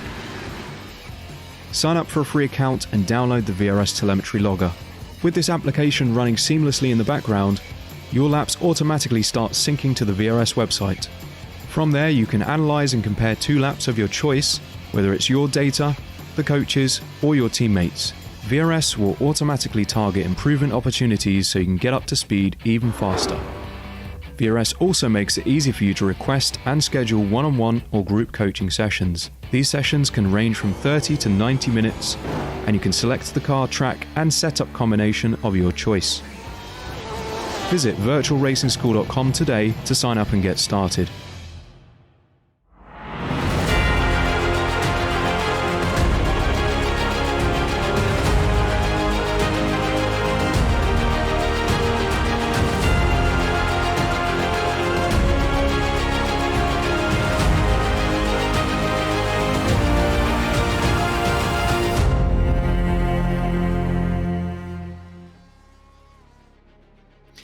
And we're back for race number 2 here of the Porsche Club of America Sim Racing Series, live from Virginia International Raceway. We're running the Grand East course. I'm Taylor Burris with Jacob Seelman as my partner in crime in for tonight, with Ryan Bayer behind the wheel, twisting and tweaking the dials for us to give you the best coverage here for round number 3 of the Pro and Sport Club class drivers for the PCA. As we're finishing up qualifying, Jacob, one of the things I want to talk about while we're still waiting for qualifying to finish up is the battle between Jason Lisner and Michael Polasek. These two have been battling since the drop of the green flag at race number 1 at Mid-Ohio, and it still has not yet stopped. Now, Polasek is 2 for 2 right now, but I got to say, Lisner might have something for the points leader here tonight at Virginia International Raceway. If there's one thing I've been excited about coming into tonight's broadcast and really getting my initiation into Porsche Club of America Sim Racing Series action, it is this battle between Polasek and Jason Lisner. And right now, Lisner on top in qualifying. But these two, you mentioned it, tooth and nail over the course of the first 2 rounds of this season. And the question's going to be, can Lisner come out on top tonight, or will this battle end up playing second fiddle potentially before the night's over? We just don't know yet. Also, we want to make mention of another driver who probably the most dominant driver currently to date for this season in the PCA is in the club class. That is Kenny Brown. He's won back-to-back. He won at Mid-Ohio, and he's won at Circuit Gilles Villeneuve in the club class. So can he go 3 in a row along with Michael Polasek? Those are going to be the storylines. When you get off on an early streak of domination, it's how long can you sustain that domination? And we're just a couple of minutes away from finding out, as we are already through qualifying and just moments away from gridding this field up, Taylor Burris, for what promises. If you thought the last race for an hour was exciting, you ain't seen nothing yet, I don't think. I could not agree more. So let's go ahead and give you the starting lineup for tonight's race number 3 at Virginia International Raceway. Jason Lisner will start on the front row with the 223.130. Michael Polasek will be starting in second with a 223.456. Vaughn Glace will be starting in third with Leif Peterson in fourth. John Malia will be starting from the 5th position with James Hughes in 6th. Christopher Pies will be starting in the 7th position with Chris Walsh in 8th. Matthew Kikas from the Carolina regions will be starting in 9th position with Antonio McCartney rounding out your top 10. Dewey Kang starting 11th tonight. Josh Vieira rolling off from the 12th position. Todd Panek in 13th. 14th to Jeremy Mazzariello. 15th to Charles Yao. 16th to Mark Hoot. 17th to John Montgomery. Kenny Brown rolls off from the 18th position with Ryan Heidenreich and Matthew Mitchell, the top 20. 21st will go to Carlos Lopez with James Gregg starting in 22nd. Jonathan Schum will be starting from the 3rd position with Lynn Wilson starting in 24th. Arthur Chan will be starting from 25th with Jonathan Waltman in 26th. Marco Harris will be starting in 27th with Richard Franco in 28th. Michael Evans starting from the 29th position, and Jake Steinbreck rounds out your top 30. Jacob Schum starting 31st tonight. David Stewart 32nd. Peter Yerxa, 33rd. Robert Cottle rolls from the 34th position. Stephen Pruden starts 35th tonight. R.E. Moore Jr., 36th. Frank Centauri, 37th. Brian Mousing, 38th. 39th to Jeff Lewis. 40th to Liam Radzitis. 41st to Mike Knighton. And that is your starting lineup for tonight's race. Round number 3, race number 2 here at Virginia International Raceway. And I got to say, ladies and gentlemen, we are going to be watching probably for the first lap or 2 laps the battle for the first position between Jason Lisner along with Michael Polasek. This is going to be start as Lisner will be starting his first pole of the season here tonight at VIR as they are now approaching through NASCAR. Not just his first pole of the season, but based on the notes that I just got, his first pole position period, Taylor Burris. So big deal for Jason Lisner in the 92 to lead this field to green on the Grand East course tonight. And he versus Polasek, you mentioned it, this is absolutely going to be the battle to watch. We wondered if we might not see Will Levesque maybe spoil the party for the Lisner-Polasek battle tonight, but Levesque not in the field, and that means that the 2 drivers who have basically put themselves firmly on center stage to start the year will again be on center stage most likely tonight. They work underneath the bridge and towards turn number 7 on the pace lap as the field slowly starting to get formed up 40 strong. We do want to make a quick little announcement from the last race in the rookie class. It has been declared to us and made official that Michael J. Wassel is actually your rookie class winner. So he will pick up his first win of the season in the rookie class. Sean Benet was actually moved up to the sportsman class, so he is competing in there. So congratulations to Michael J. Wassel for winning in the rookie class. We'll chalk that up to our spreadsheets not having the most up-to-date information, Taylor Burris, and got a couple wires crossed, but that amendment, and congratulations to Wassel, because he really did run a great race in that last round, and he mentioned it. He spent the entire race battling all the way back from what he gave up at the very start, so nice to see that rewarded with a victory here tonight. Indeed, and let's see if that continues on for him as we progress through the rest of the season, especially when we go to tracks like Circuit de Spa-Francorchamps, Sebring, Road America, and so many other more, Road Atlanta even, great tracks coming up on the schedule later this season, as next round will actually be the halfway mark of the season. So it's going to be do or die for some of these drivers to work their way up through the points championship as our top field is now approached the oak tree. I have to ask, is this start do or die for Polasek and Lisner, do you think, Taylor? Do you believe that whichever one of these drivers gets command right off the jump here is going to be able to maintain it the entire way, or is it going to be more strategic? To be quite honest with how these two have been battling for the past 2 races, I don't think it will matter who gets the better jump here at the drop of the green flag. I think it's just going to be a matter of how well you manage your tires and make sure you have enough fuel. We saw last round that Polasek was able to pull away and get the best run in race number 1. Race number 2, Lisner pretty much had it locked up for the most part, but a mistake on pit road with not getting enough fuel in the car cost him the victory. So it's going to be a mixed variety of factors here tonight for these 2 drivers to see who can come out on top and who will take charge when we get to the halfway point next week at Circuit de Spa-Francorchamps.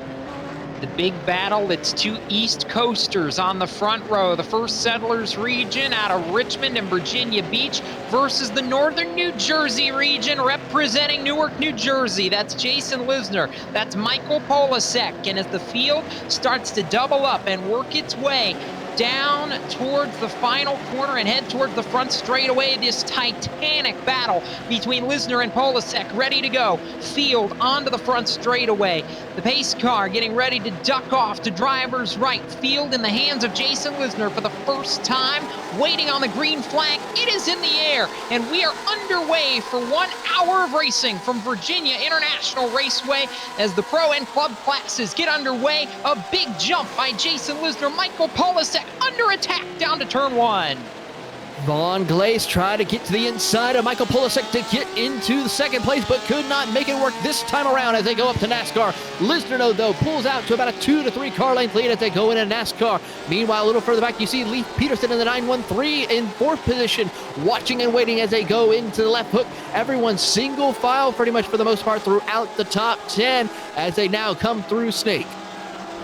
through Snake for the first time in this 1 hour race, and Polasek seeing Lisner dart off into the distance earlier under the bridge and down to turn number 7 for the first time. Polasek under attack again from Von Glace. Glace trying to make the run towards the number 2 spot. He is 3 car lengths back as they work up towards the 8, 9, and 10 complex. They're now coming through turn 11. Once again, Vaughn still trying to keep up with Michael Polasek. It will not work for him this time around as they now head towards the spiral. Jason Lisner pretty much out in front by himself into the braking zone. They will go. He will hit his marks, hit each apex perfectly as now Von Glace has made up some ground on Polasek as they approach Fishhook. And we saw a lot of chaos in the last race, the Sportsman and Rookie race through Fishhook, and it was all about making sure you didn't get on the binders too quickly and didn't overcook it. Otherwise, we would see some action and potentially some spins there. It seems like everybody makes it through pretty cleanly for the first time, but how about a big lead? Just eyeballing it, maybe close to 1 second already for Jason Lisner through Oak Tree. As we now see Lisner pulls out by a large gap right now at the start of the green flag run here at Virginia International Raceway. Michael Polasek, Von Glace round out your podium with Leif Peterson just moving on as they now approach the roller coaster for the first time. Through roller coaster and down toward Hog Pen, they'll go after that. Jason Lisner absolutely nailed the start and left Polasek the 2-time winner. So far this season, nothing to do but watch that 92 go into the distance. Polasek giving chase and trying to hold off the 6 of Von Glace. As they work out a Hog Pen, back to the stripe, will complete lap number 1. It will go to Jason Lisner. Jason Lisner now your race leader and strongly by about 1.6 seconds over Michael Polasek as they go down into the horseshoe. Von Glace, a surprising newcomer into the series this season, doing an exceptionally great job here as holding on against Michael Polasek for second as the battle for those two still rages on. And how about chaos and free falling? I didn't see what exactly happened at the start of this to the 12 of James Youth, but he was scheduled to start 6th and has basically free fallen all the way through this field, Taylor. He made a mistake going through Snake and it cost him dearly. He has a lot of work to do. We are still, though, a long ways away from the beginning to getting even to the halfway point, but a lot can happen here as they are still continuing up through turn 7. Our race leaders will go. Leif Peterson still holding on to that 4th position over John Malia, so this could be a good little battle to be watching here. So after starting 6th, James Youth out of the Hudson-Champlain region, the Albany-Hudson River Valley up there in New York, has fallen from 6th all the way back to 38th. It has not been the start at all that he would have hoped for. Meanwhile, back towards the front of the field, the battle for second still raging on. Michael Polasek, I know he wants to go and chase Jason Lisner down, but you can't do that when you've got 3rd place all over your bumper through Fishhook. Von Glace really putting the pressure on that 45, at least up until the run out of Fishhook. He gave up about 5 car lengths. Von Glace doing an exceptionally great job here tonight at Virginia International Raceway. And I gotta say, I'm quite impressed with this number 6 car. I mean, newcomer to the series. I'm looking at my notes right now to see any more information regarding him. And I'm just very impressed with him, seeing what he can do tonight here. Back in now position number 7, Matt Kikis. In the 15, trying to make some tracks forward. Kikis out of the Carolinas region, so my neck of the woods here in North and South Carolina. Kikis doing a nice, solid job early on, holding down 7th, and he can see 6th place. Christopher Pies up in front of him, but not really quite close enough to start applying any pressure yet. Pies up there in the 6th spot out of the Lone Star region in Houston, Texas right now, holding down the position as we come to the end of lap number 2. Battle for 5th still going on, though, between Malia and Christopher Pies as they go into the horseshoe for the next time around, completing lap number 2 here at Virginia International Raceway. He is all over the back bumper as he gained a little bit of ground as they now approach NASCAR.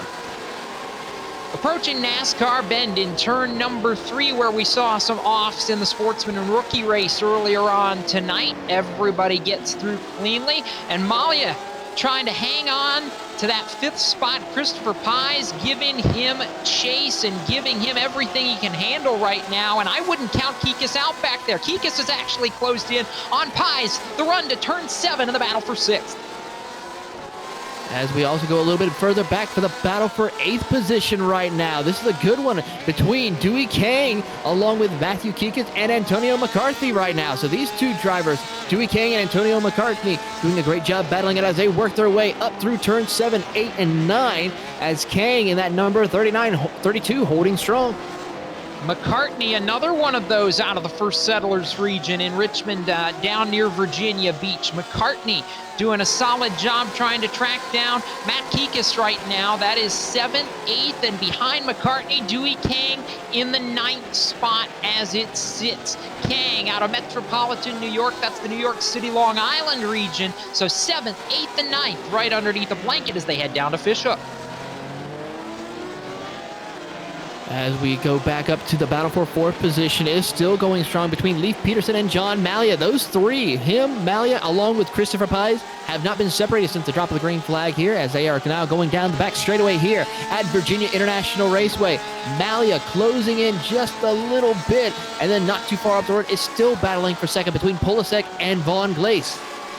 That battle for second has not gone away. Polasek has it. Vaughn Glace doing everything he can to try and take it away.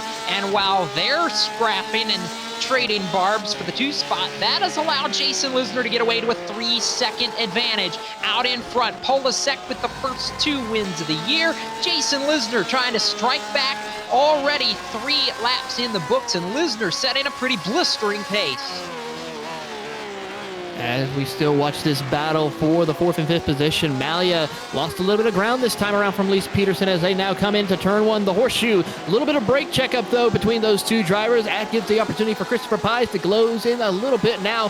4/10 of a second to separate between Malia and Christopher Pies. And then looking a little further back up to the battle for second, Glace now dropped back to about 7/10 to Michael Polasek, as we still see Jason Lisner 3.2 seconds ahead of his competition. I think Lisner, I get the feeling after watching Polasek win the first 2 races, and especially losing race 2 a week ago, Taylor, off a pit miscue, I get the sense that Lisner's trying to make a statement tonight. No, at least in this early going? I think he's going to try to do the same thing that Stiffel did in the previous race as well. You know, Stiffel had a great run at Circuit de Villeneuve, but ran into some troubles late in the going and missed out on going back-to-back. I think Lisner, it's his turn to do the same thing. Could have had a great finish and win at Circuit de Villeneuve, but lost out on it due to the fact of fuel mileage. So I think tonight we're going to see the same thing with Lisner.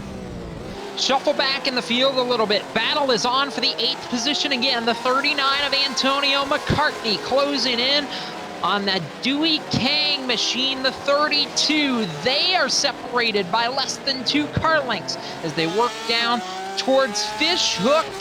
McCartney had a look. He was right there and now gets shuffled to driver's left. It looked like he almost overcooked it a little bit, and Todd Panic is back there in the 10th spot.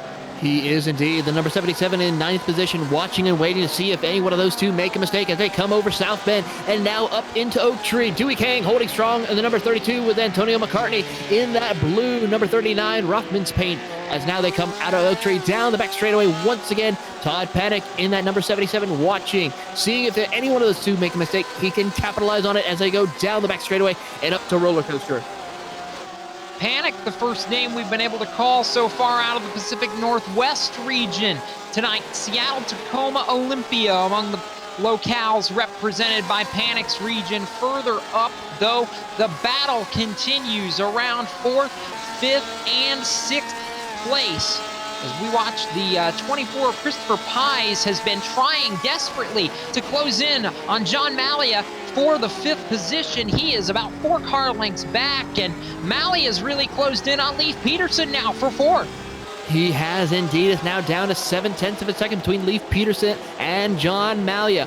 Malia last time around ran a 24.9 compared to Peterson's 24.2, so a lot of speed in Malia in the 690 Porsche, as Christopher Pies is not too far back, about 6/10 separate the two drivers as they come through Snake and now approach the difficult turn 7. I think it's safe to say, though, Jacob, that every corner here at VIR is difficult.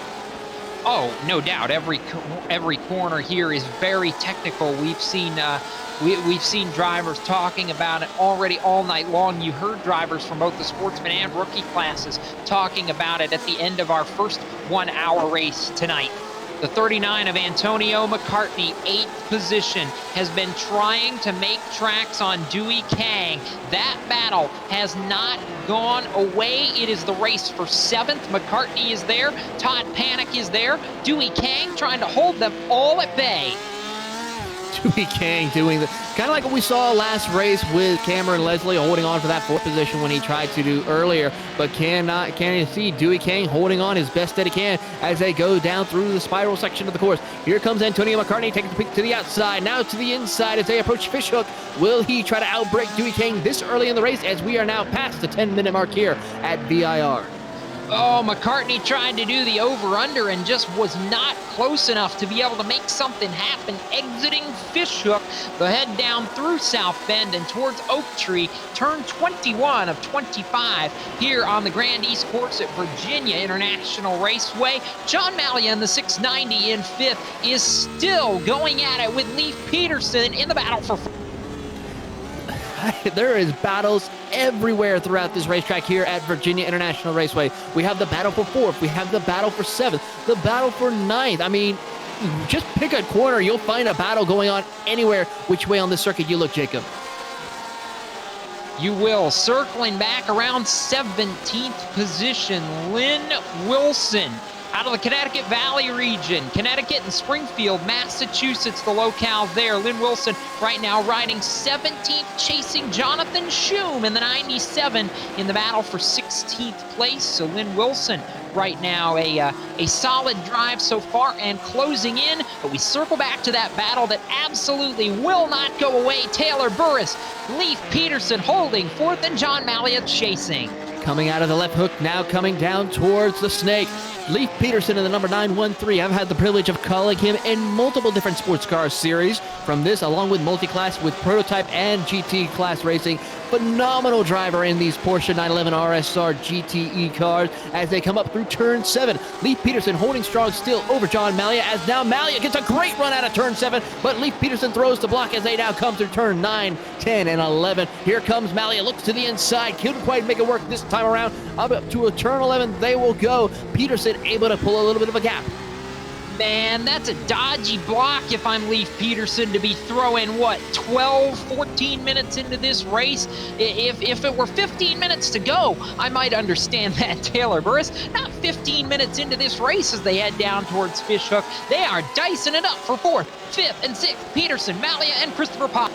Christopher Pye is watching and waiting to see if one of those two make a mistake to where he can capitalize on their mistakes. I mean, you got to see these drivers are just putting on an absolute show here tonight at VIR as they're now coming out of South Bend up to Oak Tree now. They will hit the braking zone. Peterson hits his mark, goes a little bit wide to hit the apex, coming off corner exit here at Oak Tree. Now down the back straightaway. Still about half a second separates between him and John Malia. Now down to 0.4 of a second as Christopher Pies is about half a second back from John Malia. So great battles here as they come down the back straightaway. And in a statement for just how good the top 6 are, we'll name them off. Jason Lusner, Michael Polasek, Vaughn Glace, Leif Peterson, John Malia, Christopher Pies. They have driven off from 7th place Dewey Kang by more than 14.5 seconds. The top 6 have back to 7th place Dewey Kang. So the top 6 really putting on a clinic at how to drive this Grand East course at Virginia International Raceway. 6 laps officially going in the books this time by the stripe. We're watching the battle for 5th, or at least I know I am, Taylor Burris, down towards turn 1 as John Malia trying to go after Leif Peterson. Christopher Pies going after Malia. 3 cars under a blanket here as they come up to NASCAR. Still, Leif Peterson holding on strong for the 4th position. Malia 5th. Christopher Pies holding strong in 6th as they now come up to left hook. All 3 of them single file, not pushing any pressure now as they come out of the left hook and head into Snake. It's still going to be Peterson holding strong. Down into Snake they will go as it twists the turns, making sure you don't clip the curves too much. Otherwise, you'll spin around like we saw James Hugh did back on lap 1. Up to turn 7 they will go. That off-camber, tight corner, blind corner. I mean, every which way. That's probably one of the more difficult corners they'll face as they now approach turn 8 and 9. 8, 9, 10, and 11, a couple of the most technical corners on this VIR Grand East course. John Malia has not been able to shake Christopher Pies at all. They've been separated by less than a car length this entire way as that battle heats up. The battle for second is heating up again. Vaughn Glace has run back down Michael Polasek.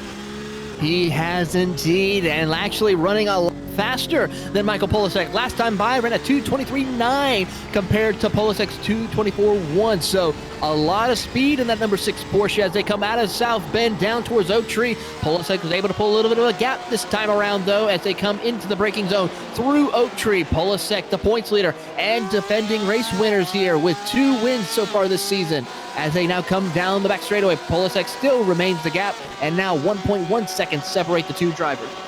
How about more than 4 seconds out in front is Jason Lisner, by the way. While we've got a battle for a battle for 7th brewing once again, Antonio McCartney and Dewey Kang. This battle not going away. It has been pretty ferocious the last couple of laps as well. Kang is there, McCartney is there, Todd Panic is there, 7th, 8th, and 9th. They have not given up the fight either. It is just amazing. And now pit stops are beginning to start as Vaughn Glace is down on pit. The 913 of Leif Peterson continues on. He will move up to 3rd position. Same thing with Malia, as the rest of the field is not yet. Oh, Christopher Pies comes down pit road. Anybody else? As we see, Dewey Kang, he's sitting back in 7th position. Will he decide to come down pit road? And isn't that what we talked about? Oh, contact out of the cockpit. Antonio McCartney, Dewey Kang make contact. I think Kang was trying to go into pit road and McCartney couldn't check up quick enough. They both spun around at the end of lap number 7, and now at least Dewey Kang will head to pit road. McCartney will follow, and that could be the death knell in the coffin for both of those drivers. Very unfortunate. They had put together such a strong run in that battle for the 7th position. A spin coming onto pit road. Meanwhile, the battle for 3rd heating up one more time. John Malia, Leif Peterson, they continue to go at it. They are still going at it once again. John Malia trying to find a way to get around Leif Peterson. These two have not left each other since the drop of the green flag here at VIR as they come through turn 11. Now heading up to the spiral. Downhill they will go, and can they survive as they go through lap traffic and into the braking zone? They will go. Malia couldn't quite get close enough to get to the back bumper of Leif Peterson, but Peterson holds strong. Peterson holding strong in the 3rd spot, Malia in 4th, and you've got to be careful, don't you, with pit stops starting here. They go down into Fishhook right now, but that incident we just saw between Dewey Kang, that to me is a concern. If you're running really close to somebody here, getting ready to make pit stops, if somebody checks up ahead of you, you almost can't slow down fast enough, and Kang and McCartney had that happen firsthand. It did. Unfortunate for those 2 drivers as we now go a little bit further back to the 64 of Ryan Heinrich. He is sitting in the 6th position, working his way up through the field quite nicely.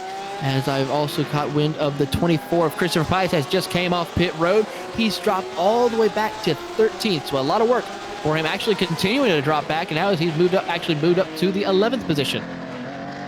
Yeah, I was actually watching that battle with Ryan Heidenreich and Jeremy Mazzariello for 7th just a couple of moments ago, Taylor Burris. Mazzariello doing a really nice job to hold Heidenreich off. I think Heidenreich has been a little bit quicker, but Mazzariello doing a heck of a job so far, as we mentioned, to really hang tough. Mazzariello, the North Country region, out of the great state of New Hampshire, the Granite State, and Ryan Heidenreich chasing him down out of Mid-Ohio region, Columbus, Ohio. I could tell a Columbus, Ohio story, but that there's another time and place for that, Taylor Burris. Because I'm from the state of Michigan, so plenty of Ohio tales. Yes, as we now know, our top 4 have decided to come down pit road. Top 5, including Charles Yao, Ryan Heinrich. Everyone's coming down pit road this time around. Matthew Mitchell and several more drivers coming down. Mazzarello's coming too. So everybody's coming down pit road this time. This could be critical for Christopher Pies now. Can he be able to capitalize on some of these drivers who are making pit stops? So pit stops in full force now, and I'm checking, but I'm not sure, much like we saw in the last race, I'm not sure if I've seen Lisner pit yet, and the battle for the lead as a result is really about to heat up here. Lisner has not had any pressure for quite some time. However, I think he's about to have some company. He is indeed, and it is company of Michael Polasek, his championship rival, racing rival here tonight at VIR, as they now approach turn 8 and 9 now. Coming up through this section of the course, the twists and the turns, the lefts and the right. Into turn 11 they will go and head towards the spiral. Polasek closing in lap after lap. Last time by, they were struggling to get through. Now he is right there after the pit stop cycle has been completed. Circling down towards Fishhook. That was turn 15, headed down to 17 now, which is Fishhook right here. And really, Lisner's advantage, it was 5 seconds. It's now virtually gone, Taylor Burris. And I don't know if Polasek turned up the wick or Lisner got comfortable and, maybe had a lap where he wasn't quite as on the button as he had been. But that 5-second buffer that he had over Polasek is completely evaporated now.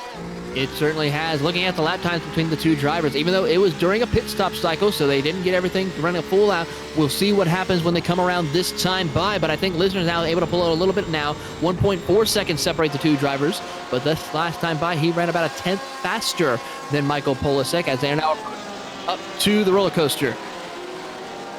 So up to roller coaster and toward hog pen, and this Lisner-Polasek battle during the pit cycle has compressed considerably, as we've just been talking. It was 5 seconds. It is down now underneath 2 seconds as they work through hog pen and back to the start-finish line. So now Jason Lisner will have to try and run his way back away from the field as we look a little further back around the battle for 8th position. Charles Yao in 8th right now, trying to keep Ryan Heidenreich at bay. Charles Yao in that number 17, and that beautiful livery he's running here tonight in that as he now approaches the roller coaster, holding off Chris Walsh in the 104.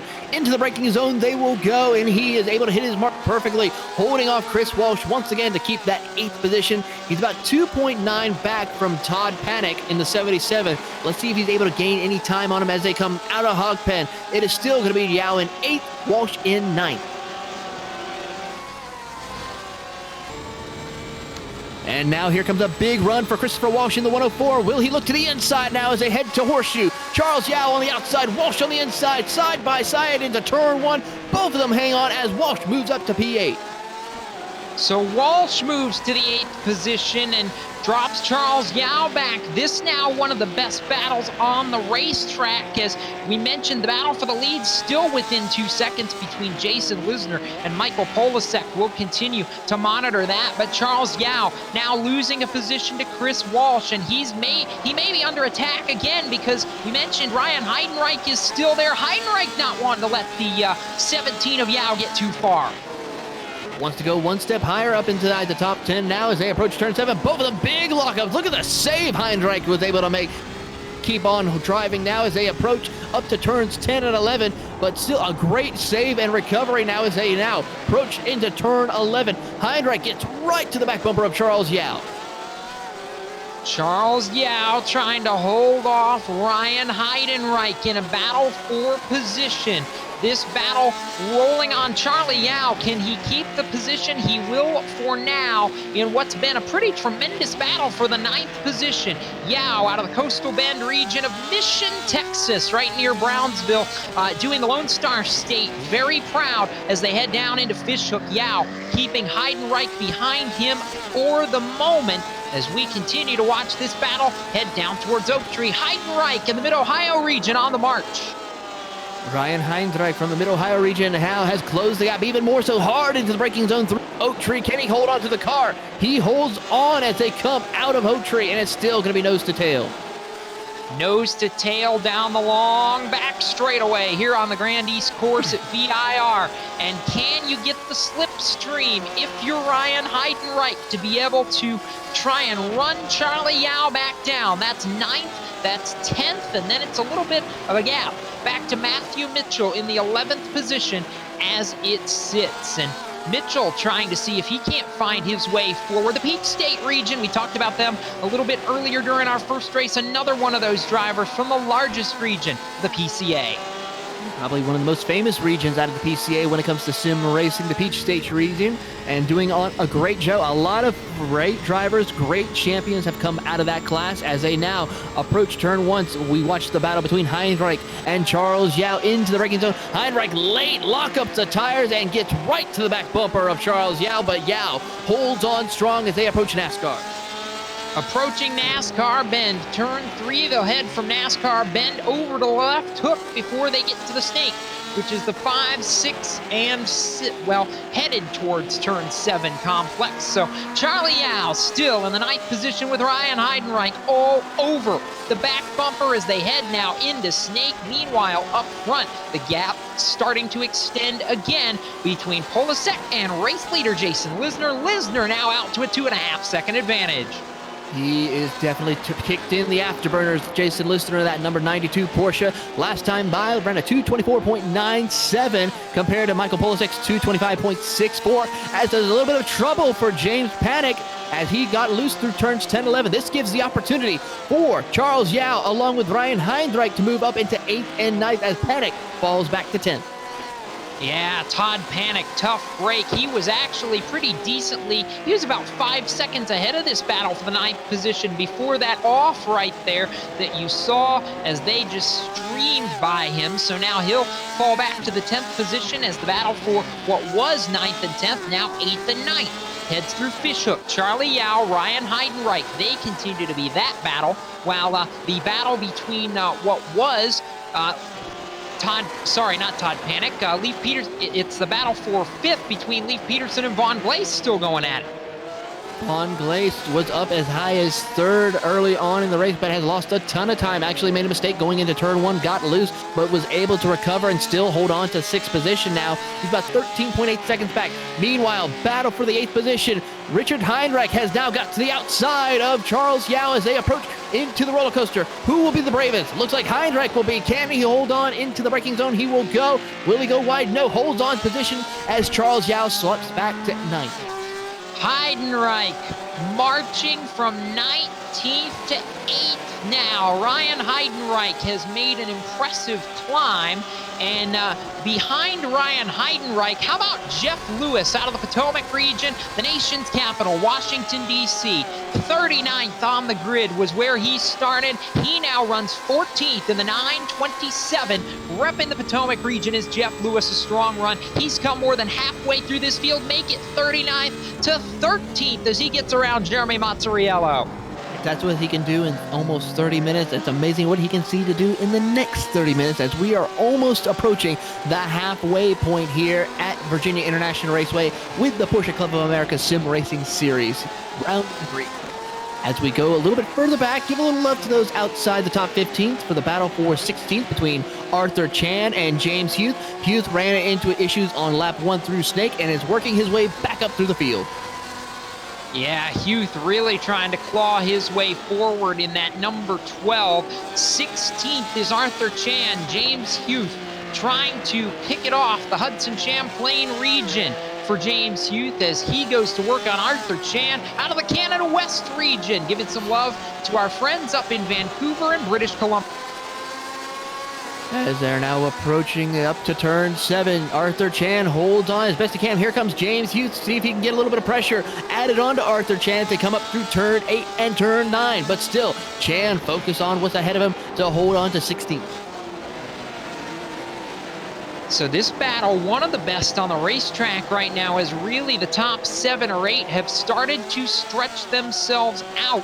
We were talking about the battle for 8th between Ryan Heidenreich and Charlie Yao a little bit ago. They have not really gotten too far away from one another, and the 77 of Todd Panic trying to close back in, along with perhaps Matthew Mitchell. That could easily be a 4-car battle for 8th not too long from now. But the battle for 16th, Arthur Chan has it through Horseshoe, and James Youth trying to take it away as we come to the halfway point of tonight's event for the pro and club classes, and it's time for the iRacing Midway Race Break, brought to you by Virtual Racing School. VRS is the official setup provider for PCA Sim Racing and is home to a variety of tools to help you become faster. You can learn from the best sim racers in the world at VRS, including 4-time eNASCAR iRacing World Champion Ray Alfala, 3-time iRacing Grand Prix World Champion Martin Kroenke, inaugural iRacing Rallycross World Champion Mitchell DeJong, and other top sim racers. For more, visit virtualracingschool.com. And here's a look down the VRS leaderboard as it sits. Jason Lisner has led pretty much since the drop in the 92. Michael Polasek, the 2-time winner this season, rides in 2nd. John Malia in 3rd. 4th to Christopher Pies. Leif Peterson runs in the 5th spot. 6th, Devon Glace. Chris Walsh sits 7th with Ryan Heidenreich, Charlie Yao, and Todd Panic, the rest of the top 10.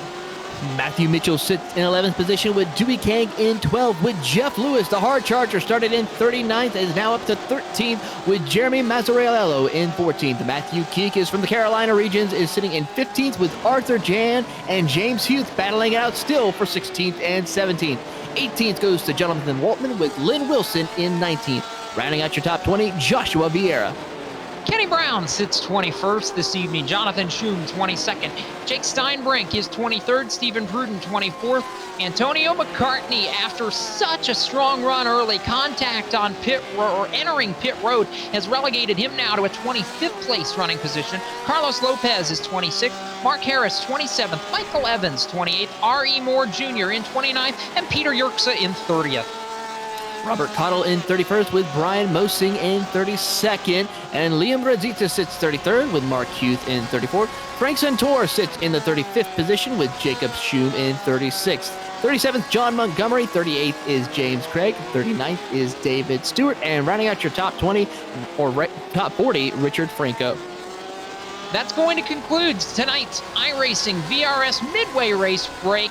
For more information on Virtual Racing School, the official setup provider for the Porsche Club of America Sim Racing Series, visit www.virtualracingschool.com. As we continue tonight's pro and club class event, Jason Lisner started on the pole, his first pole, Taylor Burris, and has pretty much led this race from the drop of the green flag, now more than 3 seconds ahead of his rival through the first 3 races of the season, Michael Polasek. That has been the story. John Malia has put together a nice run in 3rd, but I continue to be impressed by Jeff Lewis, who has clawed his way. He's one of the pro class drivers, 39th on the grid to ride 13th as it sits. We're going to have to see what he can do in the next 30 minutes left here, as he's actually now moved up to 12th, as Ryan Heidenreich has moved back to 13th position as he's continuing to drop back. I wonder what happened to the number 64. I have to believe he had an off there because he did not come to pit road. He is still very much on course, but Heidenreich had been inside the top 10 and all of a sudden dropped like a stone. So the Mid-Ohio region representative, Ryan Heidenreich, falling back through the field, sits now 14th. He was as high as 8th. That spot now belongs to the 77 of Todd Panic, the Pacific Northwest driver. And we will take a quick commercial break, but when we come back, we will continue through the second half of round number 3 of the Porsche Club of America Sim Racing Series at VIR.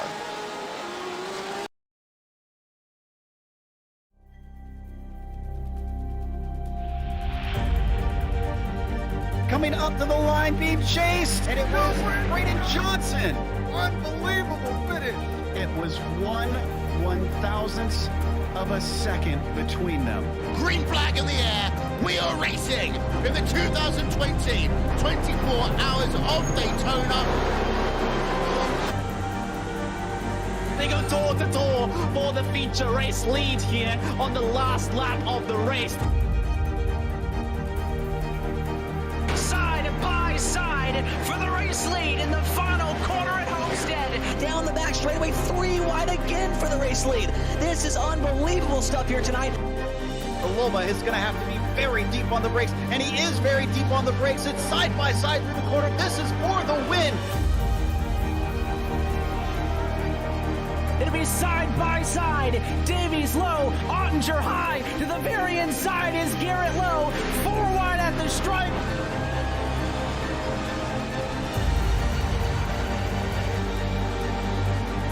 For all he's worth here on this outside line, neck and neck. Who's going to back out? Does anyone back out?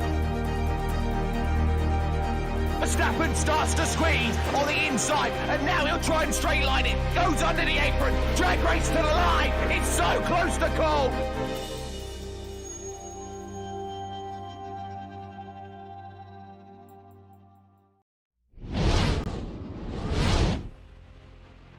Welcome back to Virginia International Raceway, where we are completing almost 3/4 of the race here of the Porsche Club of America Sim Racing Series. As we are now watching the car number 17, Charles Yao, who has worked his way up to the 8th position, battling it out with drivers Matthew Mitchell and Jeff P. Lewis, who has cracked the top 10. I continue to be impressed by what Jeff Lewis has done tonight in that 927. An absolutely titanic drive for Jeff, and he's been so much fun, Taylor Burris, to watch throughout the course of this race here on the Grand East course at Virginia International Raceway. If those of you are just joining us for PCA Sim Racing Series action here tonight on the iRacing Esports Network, Jacob Seelman and Taylor Burris on the call this evening. And I'll say it again, Taylor, for my first experience with the PCA Sim Racing Series, I've been thoroughly entertained all the way through both races so far, and this pro and club race has been nothing short of dramatic, outstanding drives by some of these guys. Jeff Lewis, Lynn Wilson have come from pretty deep to post really solid runs right now, but of course the storyline at the front of the field was, could Jason Lisner beat out Michael Polasek tonight? He is 5.5 seconds clear at the top of the chart. Now all we got to know is he got to have enough fuel in that race car to come to an end to win this race here tonight at VIR. This is a good opportunity for him to try to save and conserve any fuel that he has in order so he does not run out like he did last week at Circuit de Villeneuve. But still, we are watching throughout the rest of the field for any great battles on the track. One going on right now is between the 7 of Matthew Mitchell, the 927 of Jeff P. Lewis, and the 32 of Dewey Kane. There are 3 cars under a break that's separated by half a second. Matthew Mitchell is trying as he might as they go side by side for position. Mitchell trying to hold Dewey Kang at bay. Mitchell runs a little wide. Kang to driver's left. Kang grabs the spot as they work through roller coaster and through hog pen and back to the start finish line. So Matthew Mitchell gives up a spot in the top 10 to Dewey Kang. Kang in the 32 back up into, well, actually, no, I apologize. Matthew Mitchell still hanging on to a top 10 running position as they're working through traffic. I got my wires crossed there for a moment. It's all good. We still seeing, though, Jeff Lewis has gained 30 positions. That's right. That's what threw me off was Jeff Lewis leapfrogged both of them, and I hadn't picked up on. Yep, and then, of course, we also have to give a good round of applause to Matthew Mitchell, who's gained 10 positions, started in 20th, now up to 10th position, and still holding strong against Dewey Kane. I think Jeff Lewis has Charlie Yao clearly in his gun sights. That 927 has been moving from the drop of the green flag, and if not for having to come from 39th to 9th, Taylor Burris, I have to believe that 927 is running some laps almost as fast as Lisner and Pol. His last lap was a 2:27.96. The 92 of Jason Lisner, looking at his time, ran a 2:24.68. So okay, so I was a little bit off. Not that fast, but still very fast amongst the top 10 in the field right now. So Jeff Lewis definitely putting the pressure on the 17 of Charles Yao as they're working their way up through the track here. I believe they're now approaching Fishhook right now. So Charles Yao on the defensive to hold off Jeff Lewis. Charlie Yao through Fishhook on the defensive. Jeff Lewis trying to go for one more spot. That's the battle for the 8th position as they work out of Fishhook and down towards Oak Tree. They settle it in for the moment. Charlie Yao gets about 3-4, maybe 4 car lengths in hand as they head down to Oak Tree, turn 21, and out, spilling out onto the back straightaway here at the VIR Grand East course. Back stretch, can you get the slipstream if you're Jeff Lewis? I don't think he's quite close enough, Taylor, this time by, as they're going to head down towards Roller Coaster here momentarily. Down the back straightaway they will go, now hitting the braking zone towards Roller Coaster. The 3, 2, 1 on the binders they will go once again. Almost gets a little bit loose for Jeff Lewis to get into the grass, but is able to hold on to that race car. Down the Roller Coaster they will go, holding strong as one of our top runners has now come down pit road for a second time. Vaughn Glace in the number 6. That's a shock to me because Vaughn Glace really had a strong run going tonight. So to see him on pit road, that's going to cost him a ton of spots, probably cost him any chance at a spot in the top 10 as we go on board with the 7 of Matthew Mitchell, who will inherit a top 10 running position in light of Vaughn Glace hitting the He is all over the back bumper of that number 32 of Dewey Kang now as they approach NASCAR. As now Jeff Lewis has gone off wide, back out on the racetrack in front of Dewey Kang, but lost all of that precious time to the 17 of Charles Yao. I've been watching Jeff Lewis for a lot of this race, and that's really the first mistake I've seen him make in that 927. He had driven virtually a flawless race up to that point, now comes under the bridge over to turn 7 and heads toward the 8, 9, 10 complex. Jeff Lewis now with almost a second to make up on the 17 of Charlie Yao. It's going to be a tall order, but he has the speed to be able to keep up with Charles Yao as they come through turn 11 now. This tight left-right-handers here as they come out of turn 11, down towards the spiral and get set up to head towards Fishhook. But it's still Charles Yao leading 7th over Jeff Lewis, Dewey Kang, and Matthew Mitchell. So this battle continues to rage on. They're going to head down towards Fishhook momentarily, and I'm looking a little bit further back in the field. Maybe not one of our hardest chargers of the night, but certainly a solid run to jump up into the back end of the top 20 out of the Santa Barbara region in California. Jonathan Waltman running 20th right now in the 41, doing a solid job to claw his way up, as we mentioned. Not necessarily the hard charger of the night, but has worked his way into the top half of the field. Taylor Burris, and that is a pretty monumental effort given the talent in this field. No more monumental effort, however, than Jeff Lewis, who is running down Charlie Yao again. They work through traffic. The battle for 8th position rages down at the end of the backstretch. Charles Yao holding every which way he can over Jeff Lewis as they hit the braking zone into the roller coaster. Both of them hitting the curb, trying to get through the corner. As you see a little lockup, though, from Charles Yao in the front tires, and now is able to keep holding on as they now head to hog pin. Lewis, though, all over the back bumper, looking left, looking right, trying to find a way to find an opening as they come out of hog pin. A great run for Lewis now. He will look to the inside as they come down the front straightaway. Side by side they will go as they come across the start-finish line. Give the position now to Jeff Lewis. He'll move up to 7th as they hit the braking zone towards Horseshoe, who will be braver out of the two. Lewis holds strong, move him to P7.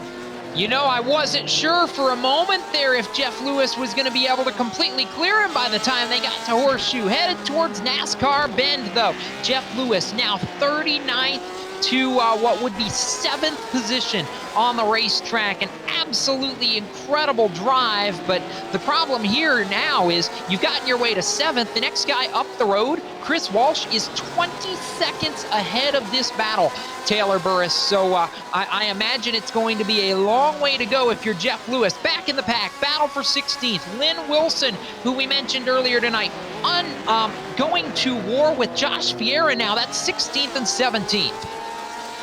Those two drivers battling it out for the 16th and 17th position. You see Lynn Wilson in the 5 holding strong as they go into NASCAR. Joshua Vieira, though, holding strong in that beautiful yellow and blue number 3 Porsche. As they come through the left hook, now head into Snake. It is still Lynn Wilson holding strong by about 2 car lengths. Still no pressure, though, as they come out of Snake. She's able to pull a little bit of a gap.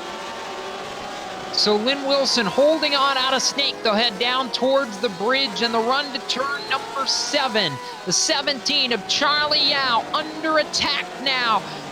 Last time it was the 927 of Jeff Lewis they got by. Now it's Dewey Kang trying to do the same thing in the 32.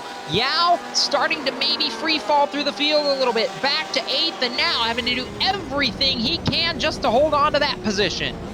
Everything that he can, giving it every ounce of ability that he can as they come out of Oak Tree down the back straightaway. Dewey Kang about 2 car lengths now from the 17 of Charles Yao. Not enough to get a slipstream to help pull him closer and closer, but not this time around as they continue to go to the back half of the back straightaway. Now approaching towards the braking zone of Roller Coaster. Will Dewey Kang be a little bit later on the brakes compared to Yao? The answer will be no. Yao will be the one who brakes late. Into Roller Coaster they will go, nose to tail. Dewey Kang in the 32. 17 of Charles Yao holding strong while Jeff Lewis has checked out on these two by about 2.4 seconds into Hogpen. The battle's on for 13th, and a driver that you had mentioned, Taylor, a couple of times so far tonight. Matt Kikis trying to hold it. Ryan Heidenreich, who had been in the top 10 for a bunch of this race, has now drifted back to 14th position. Heidenreich trying to make the charge on Kikis. That's a battle for position. The Carolinas region for Kikis versus the Mid-Ohio region for Heidenreich. Don't forget, you got the 25 of Jeremy Mazzarello in there as well, in between the two drivers. So this could be a 3-car battle for the 12th position. Yes, it could be. I didn't even see Mazzariello slipped in there for a moment, but indeed, Jeremy Mazzariello doing a nice job right now, hanging tough for the North Country region, the great state of New Hampshire, as one car goes off into the grass. I think that was Mazzariello. Mazzariello lost it a little bit on corner exit of the NASCAR bend and give the position now to Ryan Heidenreich as they now 2 seconds separate the two drivers of him and Kikis as they go under the bridge up to turn 7. The 17 of Charlie Yao, 32 Dewey Kang. They're going at it once again. The battle for 8th position not going away. Yao has it. Kang wants it. Kang 3 car lengths back. Kang is now 3 car lengths back now as they try to go it again. Here comes Dewey Kang. He gets a little bit loose though this time around, I think, coming out, and he spin it around in the grass. Dewey Kang falling outside of the top 10 right now as he falls to 11th. Todd Panic up now into the top 10 as a tough break right before Horseshoe for Dewey Kang, who drops 2 positions behind Matt Mitchell and Todd Panic. So Panic now, the final driver inside the top 10. Tough break for the 32 of Dewey Kang. He was putting together a nice run. By the way, Jeff Lewis, we were talking about having some gap up the road to make up. He has not been able to make any tracks towards Chris Walsh in the 6th position. Still 20 seconds between 6th and 7th as the 12 of James Hughes now trying to make some tracks. He is indeed trying to get to the back bumper of the 64 of Ryan Heidenreich as they down the back straightaway they will go. Hughes had an incident on lap 1 during going into Snake, but is able to recover nicely to get inside the top 15. Up to the braking zone, into the roller coaster they will go, still nose to tail. And Josh Vieira in the 3. Now, again, Lynn Wilson has not been able to shake the 3 of Vieira the last couple of minutes here. Vieira really trying to close in on the Lynn Wilson entry. Lynn out of the Connecticut Valley region up there, Connecticut and Springfield, Massachusetts among the locales represented there. Lynn Wilson holding strong in 16th. Josh Vieira closes to within a car length as they work down through roller coaster. Vieira trying, just cannot find a lane. Looking every which way, a little bit of lap traffic in front of them. Could this be opportunity to be used at the pick as they come down the front straightaway, almost having to go 3 wide as they go down there. They get by the lap traffic though. Here comes Joshua Vieira. He has enough of a slipstream to try to pull a little bit closer to Lynn Wilson. Looks to the inside as they head to the horseshoe. Still not close enough to Outbreaker. Now he or she will go. Josh Vieira, big move indeed. Will he make it stick? The answer is yes. Move him up to P16. What a dive bomb by Josh Vieira into the horseshoe and out towards NASCAR Bend. He was a full car length and a half back before he got on the brakes and finally about 2 car lengths ahead of the 5 of Lynn Wilson by the time he finally broke Taylor Burris. I mean, that was, as clean as it was, that was a hefty move. They're now coming through Snake towards turn. They're coming up to turn 7. Can he be able to make it stick this time around as well as they go up to turn 7, or will he overshoot? The answer will be no. He will make a great run through turn 7. Same thing with Lynn Wilson. They both make a great run up through turn 7, 8, and 9. Now approaching turn number 10, that tight little hairpin before the left-right complex of turn 11.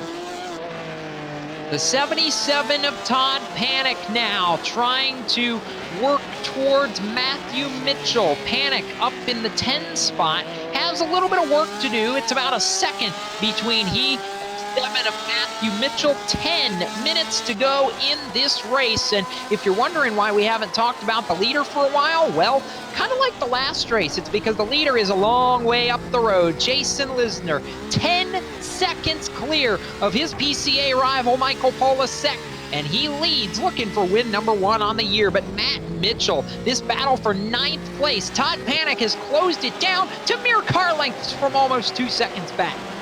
Heading into Hogpen now, a great run for Todd Panic as they come out of the Hogpen. He might be able to make it work as he looks to the inside, going down the front straightaway. Panic in the 77, Mitchell in the 7. Side by side they go as they come across the line. Give the position still to Matthew Mitchell in 9th. Panic, though, now gets the 9th position and put by a nose as they go into the braking zone, into the horseshoe. Great maneuverability for both drivers. Will Mitchell be able to come back with the crossover? The answer will be no. Panic moves to 9th. He didn't even need to outbrake him. He just had the sheer speed Panic did to be able to hang on the 7 of Matthew Mitchell and basically sail through pretty cleanly inside of 10 minutes to go now as Matthew Mitchell repping the Peach State region. Again, the largest region of PCA competition in Atlanta. Matt Mitchell now back to the 10th position and just hanging on the fringes of the top 10. Under 10 minutes to go here at Virginia International Raceway. Can anyone have anything for the race leader of Jason Lisner in the 92? So far, the answer is no. He has about an 8.6 second lead over Michael Polasek. Another 8 seconds back to John Malia in the 690. And then, of course, the rest of the field is sprawled out a little bit. The closest battle is one you're watching between the 17 of Charles Yao and the 77 of Todd Panic. You know, I've got to give credit to John Malia in the 690. I mean, we really haven't called his name a lot tonight, but he has put in a drive for the metropolitan New York region there, New York City and Long Island. Malia, 17.5 seconds back of the race leader, but he's just been very quiet, very methodical en route to a spot on the podium right now. And we haven't talked about Christopher Pies in a while either, but Pies out of the Lone Star region there in Houston has done a nice job. We saw him back half of the top 10 earlier. He's now up to 4th place. The 77 of Todd Panic, though, on the move, and he may be closing on Charlie Yao for the 8th position here in a minute. Todd Panic in the pro class while Charles Yao is running in the club class. Charles Yao, if I look correctly on our timing and scoring, is the club class leader. So he is doing a great job holding on into 8th position as they go into the roller coaster section of the course. Still nose to tail as Panic tries to close in on the 17. Charlie Yao's been free falling the last little bit here. Once Jeff Lewis got by, he has really struggled to maintain pace against some of these guys that have been chasing him down. Right now, Todd Panic, the man on the move in 9th, and Panic to the pit lane. Panic to the pit lane. Pits from what would be 9th position. That, to me, is a bit surprising here. Inside of 10 minutes to go, he may have needed fuel to the finish. And a problem for our race leader. Jason Lisner is now back in 3rd position. Michael Polasek is now your race leader. What on earth? What has just happened here? We were watching one battle, and all of a sudden the battle for the lead has imploded. Taylor Burris, what happened? Looking back on our replay, just trying to see. He went off in turn 7.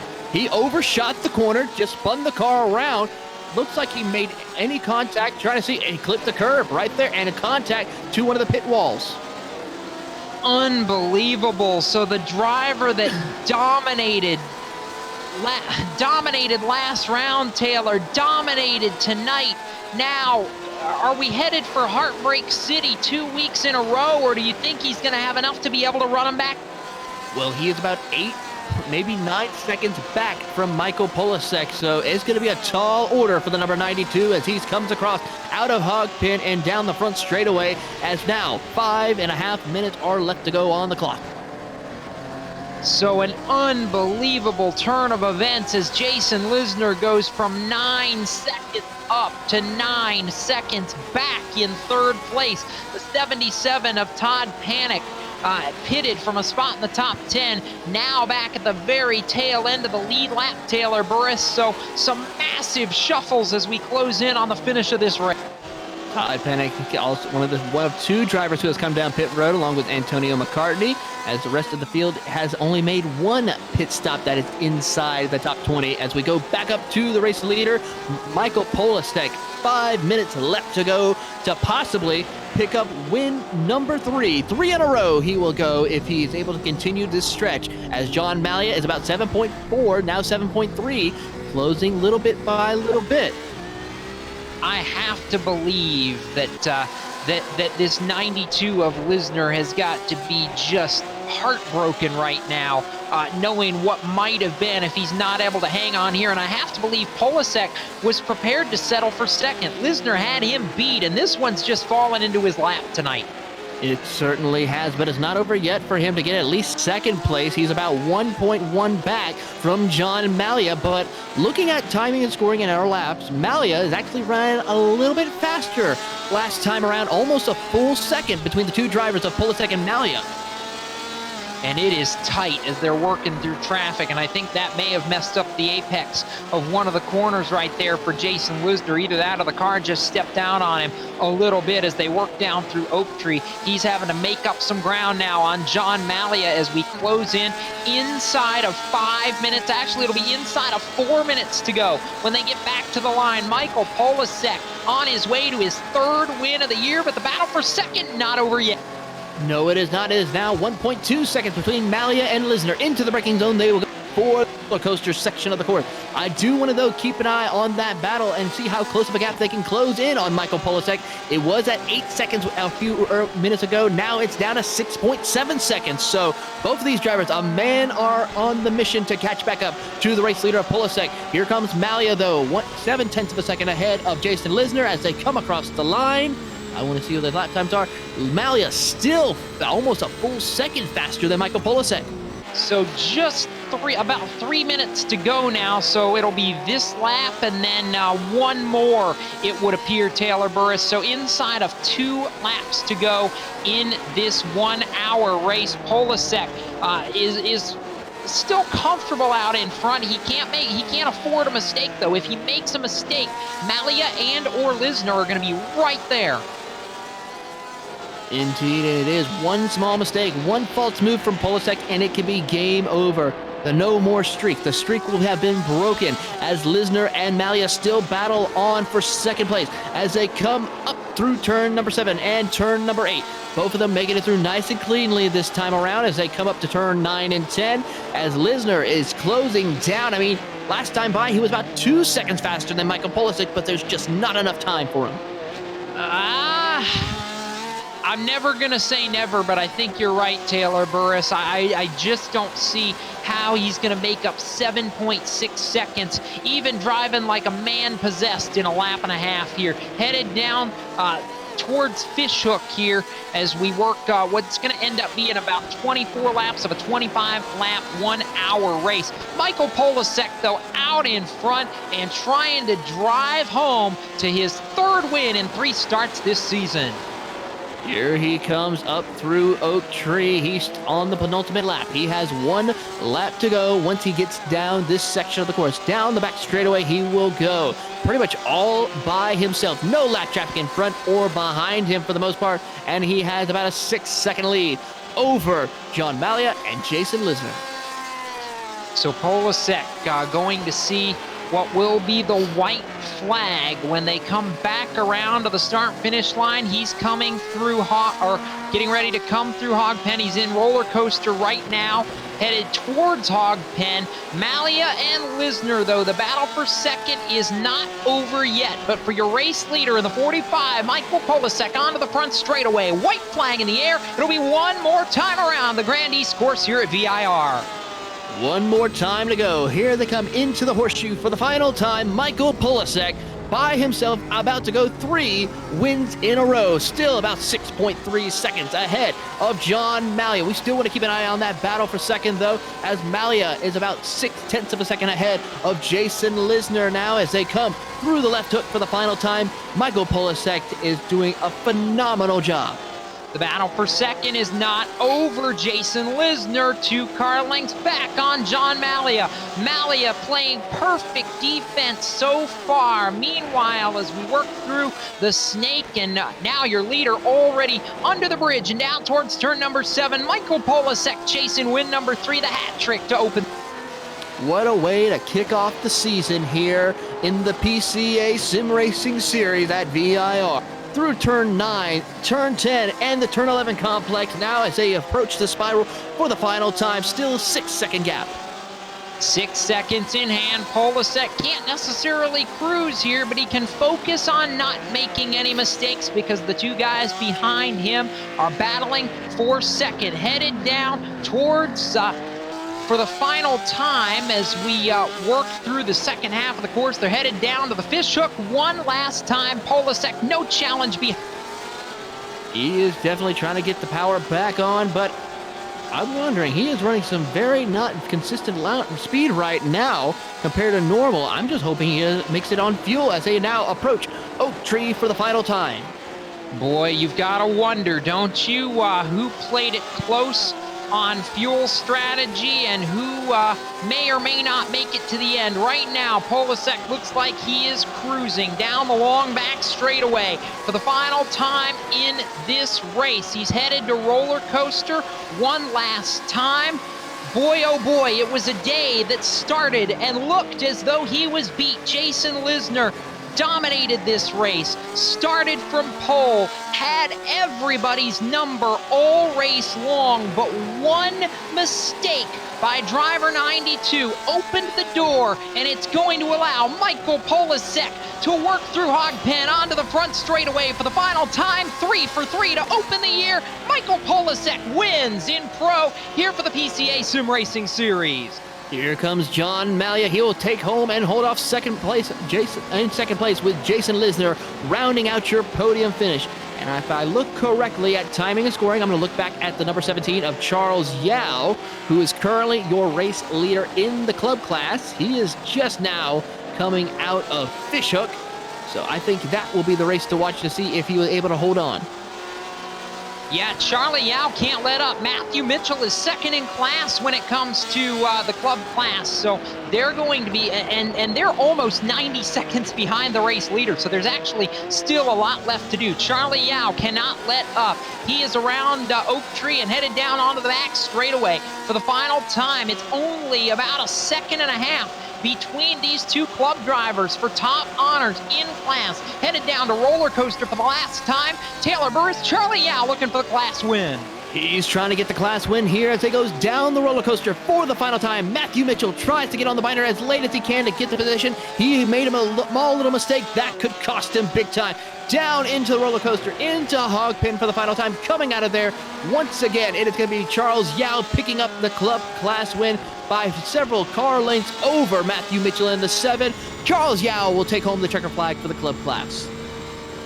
So Charlie Yao gets the job done for the Coastal Bend region out of Mission, Texas, but overall victorious for the 3rd time in 3 races in the pro class. Michael Polasek out of Northern New Jersey region, repping for Newark. Polasek is now a hat trick to open the year. He remains perfect here, Taylor Bray.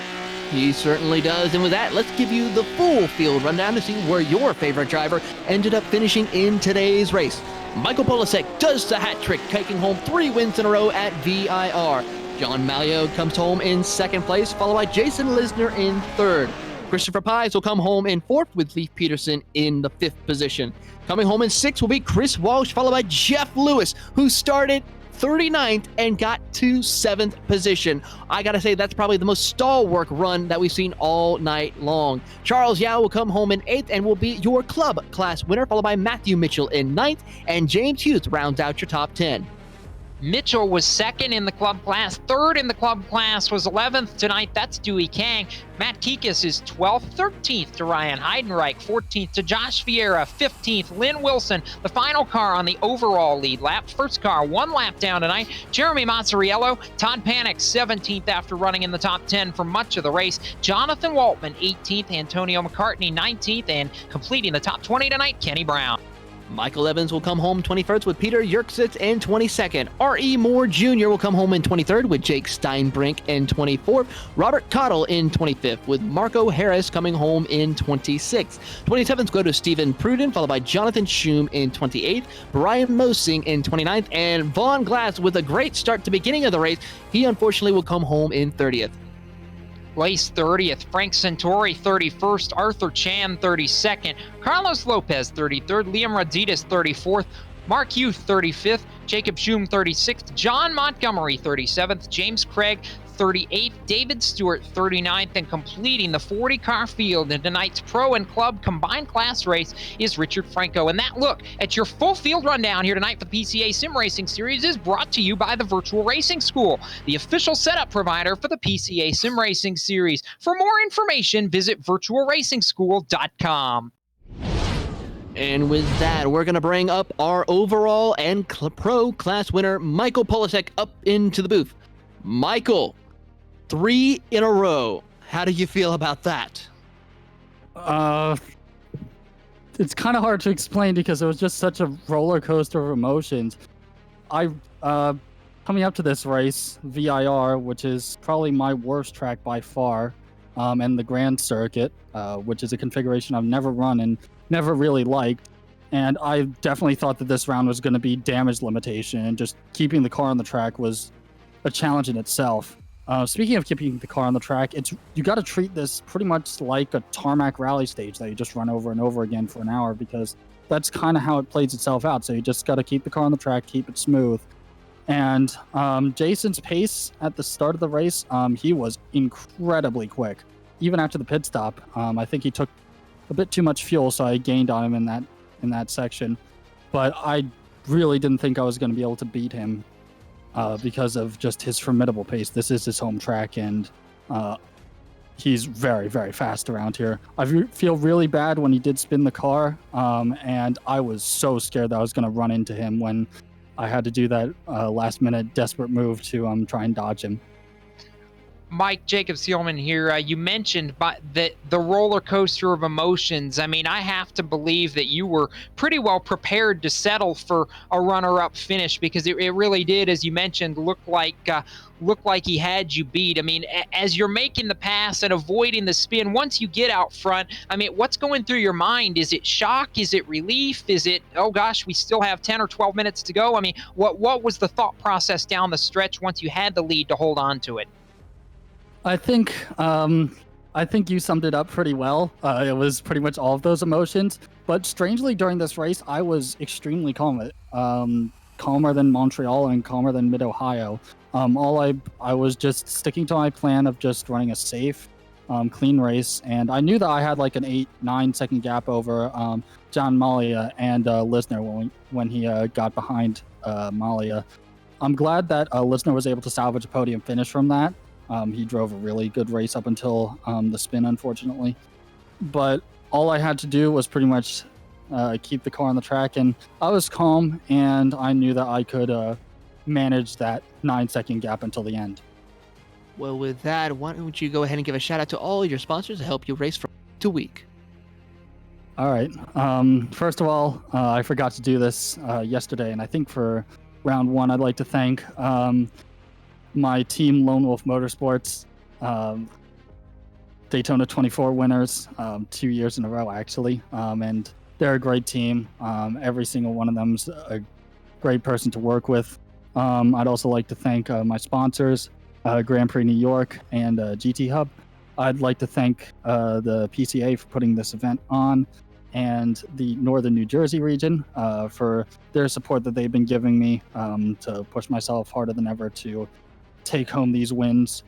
I'd also like to thank Randy Popst as well. Once again, I said last week, he hosted a DE seminar, and his words of wisdom have helped me propel myself to this 3-in-a-row win.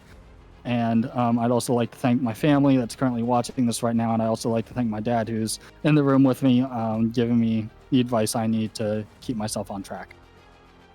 Well, with that, that is Michael Polisek, your overall and pro class winner at Virginia International Raceway. And I believe Jacob Seelman has caught up with our third place finisher, Jason Lisner.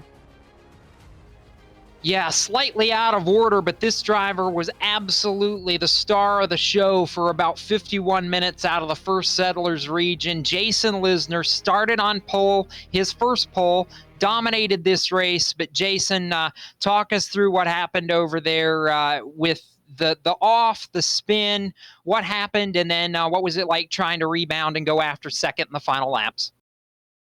Yeah, so I was exiting turn 8. And I'm not really sure what happened, to be honest with you. The car just kind of like spun itself around. I don't know if I hit something. I didn't think I did. After that, I guess the car's a little damaged, and I just sucks. I've got to believe, I mean, those of us sitting in the booth, I mean, we really thought, and I imagine you felt like you pretty well had them covered. Is this one a little bit tougher to swallow tonight because of that? I mean, this car had so much speed. Yeah, I'm kind of bummed about it, but that's racing. I know, obviously, a home track, you wanted to win, but you'll take a podium finish, Jason. Any thank you, sponsor shout-outs that you need to give? Who makes it happen? Sure, yeah, my first Settlers Region Porsche Club and my local race club, Taiwan's Porsche Car Club, and, of course, my family. Well, we appreciate the time, Jason. I know it's not the run you wanted, but I think everybody gets the sense the win is coming. Congratulations on a podium finish. Thanks. That is Jason Lisner, who comes home with a third-place finish, and we will shuffle back up the road to Taylor Burris, who is caught up with tonight's runner-up out of the Metropolitan New York region, John. Here with John Malia coming home in second place. And John, great run for you tonight, pretty much running in the top 5 all night long. And I believe John had to run into issues.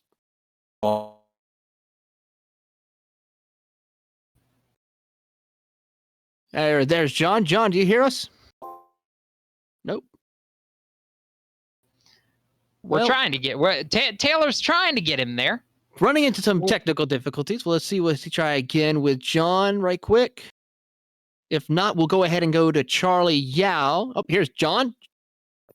Yes, sir. How are you guys? Doing all right, John. Congratulations on the second place run here tonight at VIR, and you were pretty much in the top 5 from Roach to the duration of the race. Tell us about your run tonight. Well, it's a tough track. I just knew that if I kept it on the track, that probably would have got a podium. You know, I guess a couple other guys had some misfortune, but that was all I was able to do is just be consistent. Well, with that, what is your thoughts going into the next race at Circuit de Spa-Francorchamps? I love the track. It's just I'm not really that fast there, so I'll take my lumps over there. It's an enjoyable. All right. Well, before we let you go, John, who would you like to give a shout out to and thanks? As always, especially in this time of dire straits, my wife and my kids, who I love very much, always be with. All right. Well, congratulations, John, on your second place finish here tonight at VIR. Thanks, guys. Appreciate it. Have a good night. You too. And with that, we're now going to go to our club class winners as Charles Yao will come up into the booth as we have Charlie Yao. Charlie, congratulations on winning in the club class. Tell us how you feel. Mentally drained. It was definitely a tough one to keep the car underneath you. And tell us, how difficult was the track out there?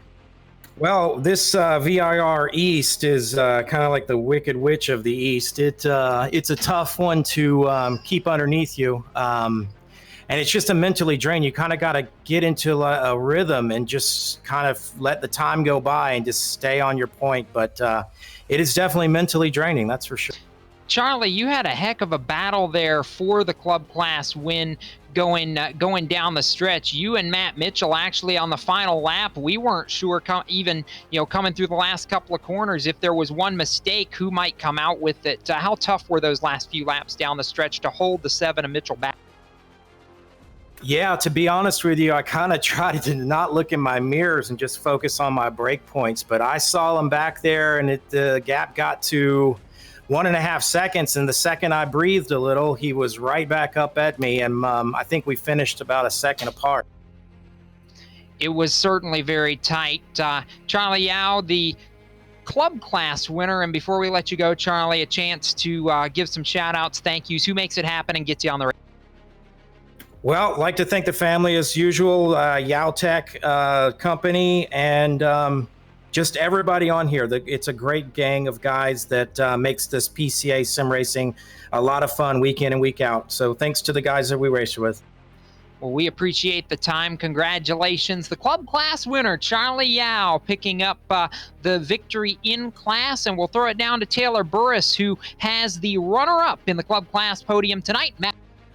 Here with Matthew Mitchell here tonight after coming home second in the club class. Matthew, great run for you tonight. Tell us about how the race was for you out on the track. Thanks, guys. Yeah, pretty awesome to be here. It's a great track, reminds me of back roads of California, driving the Porsche. It's awesome.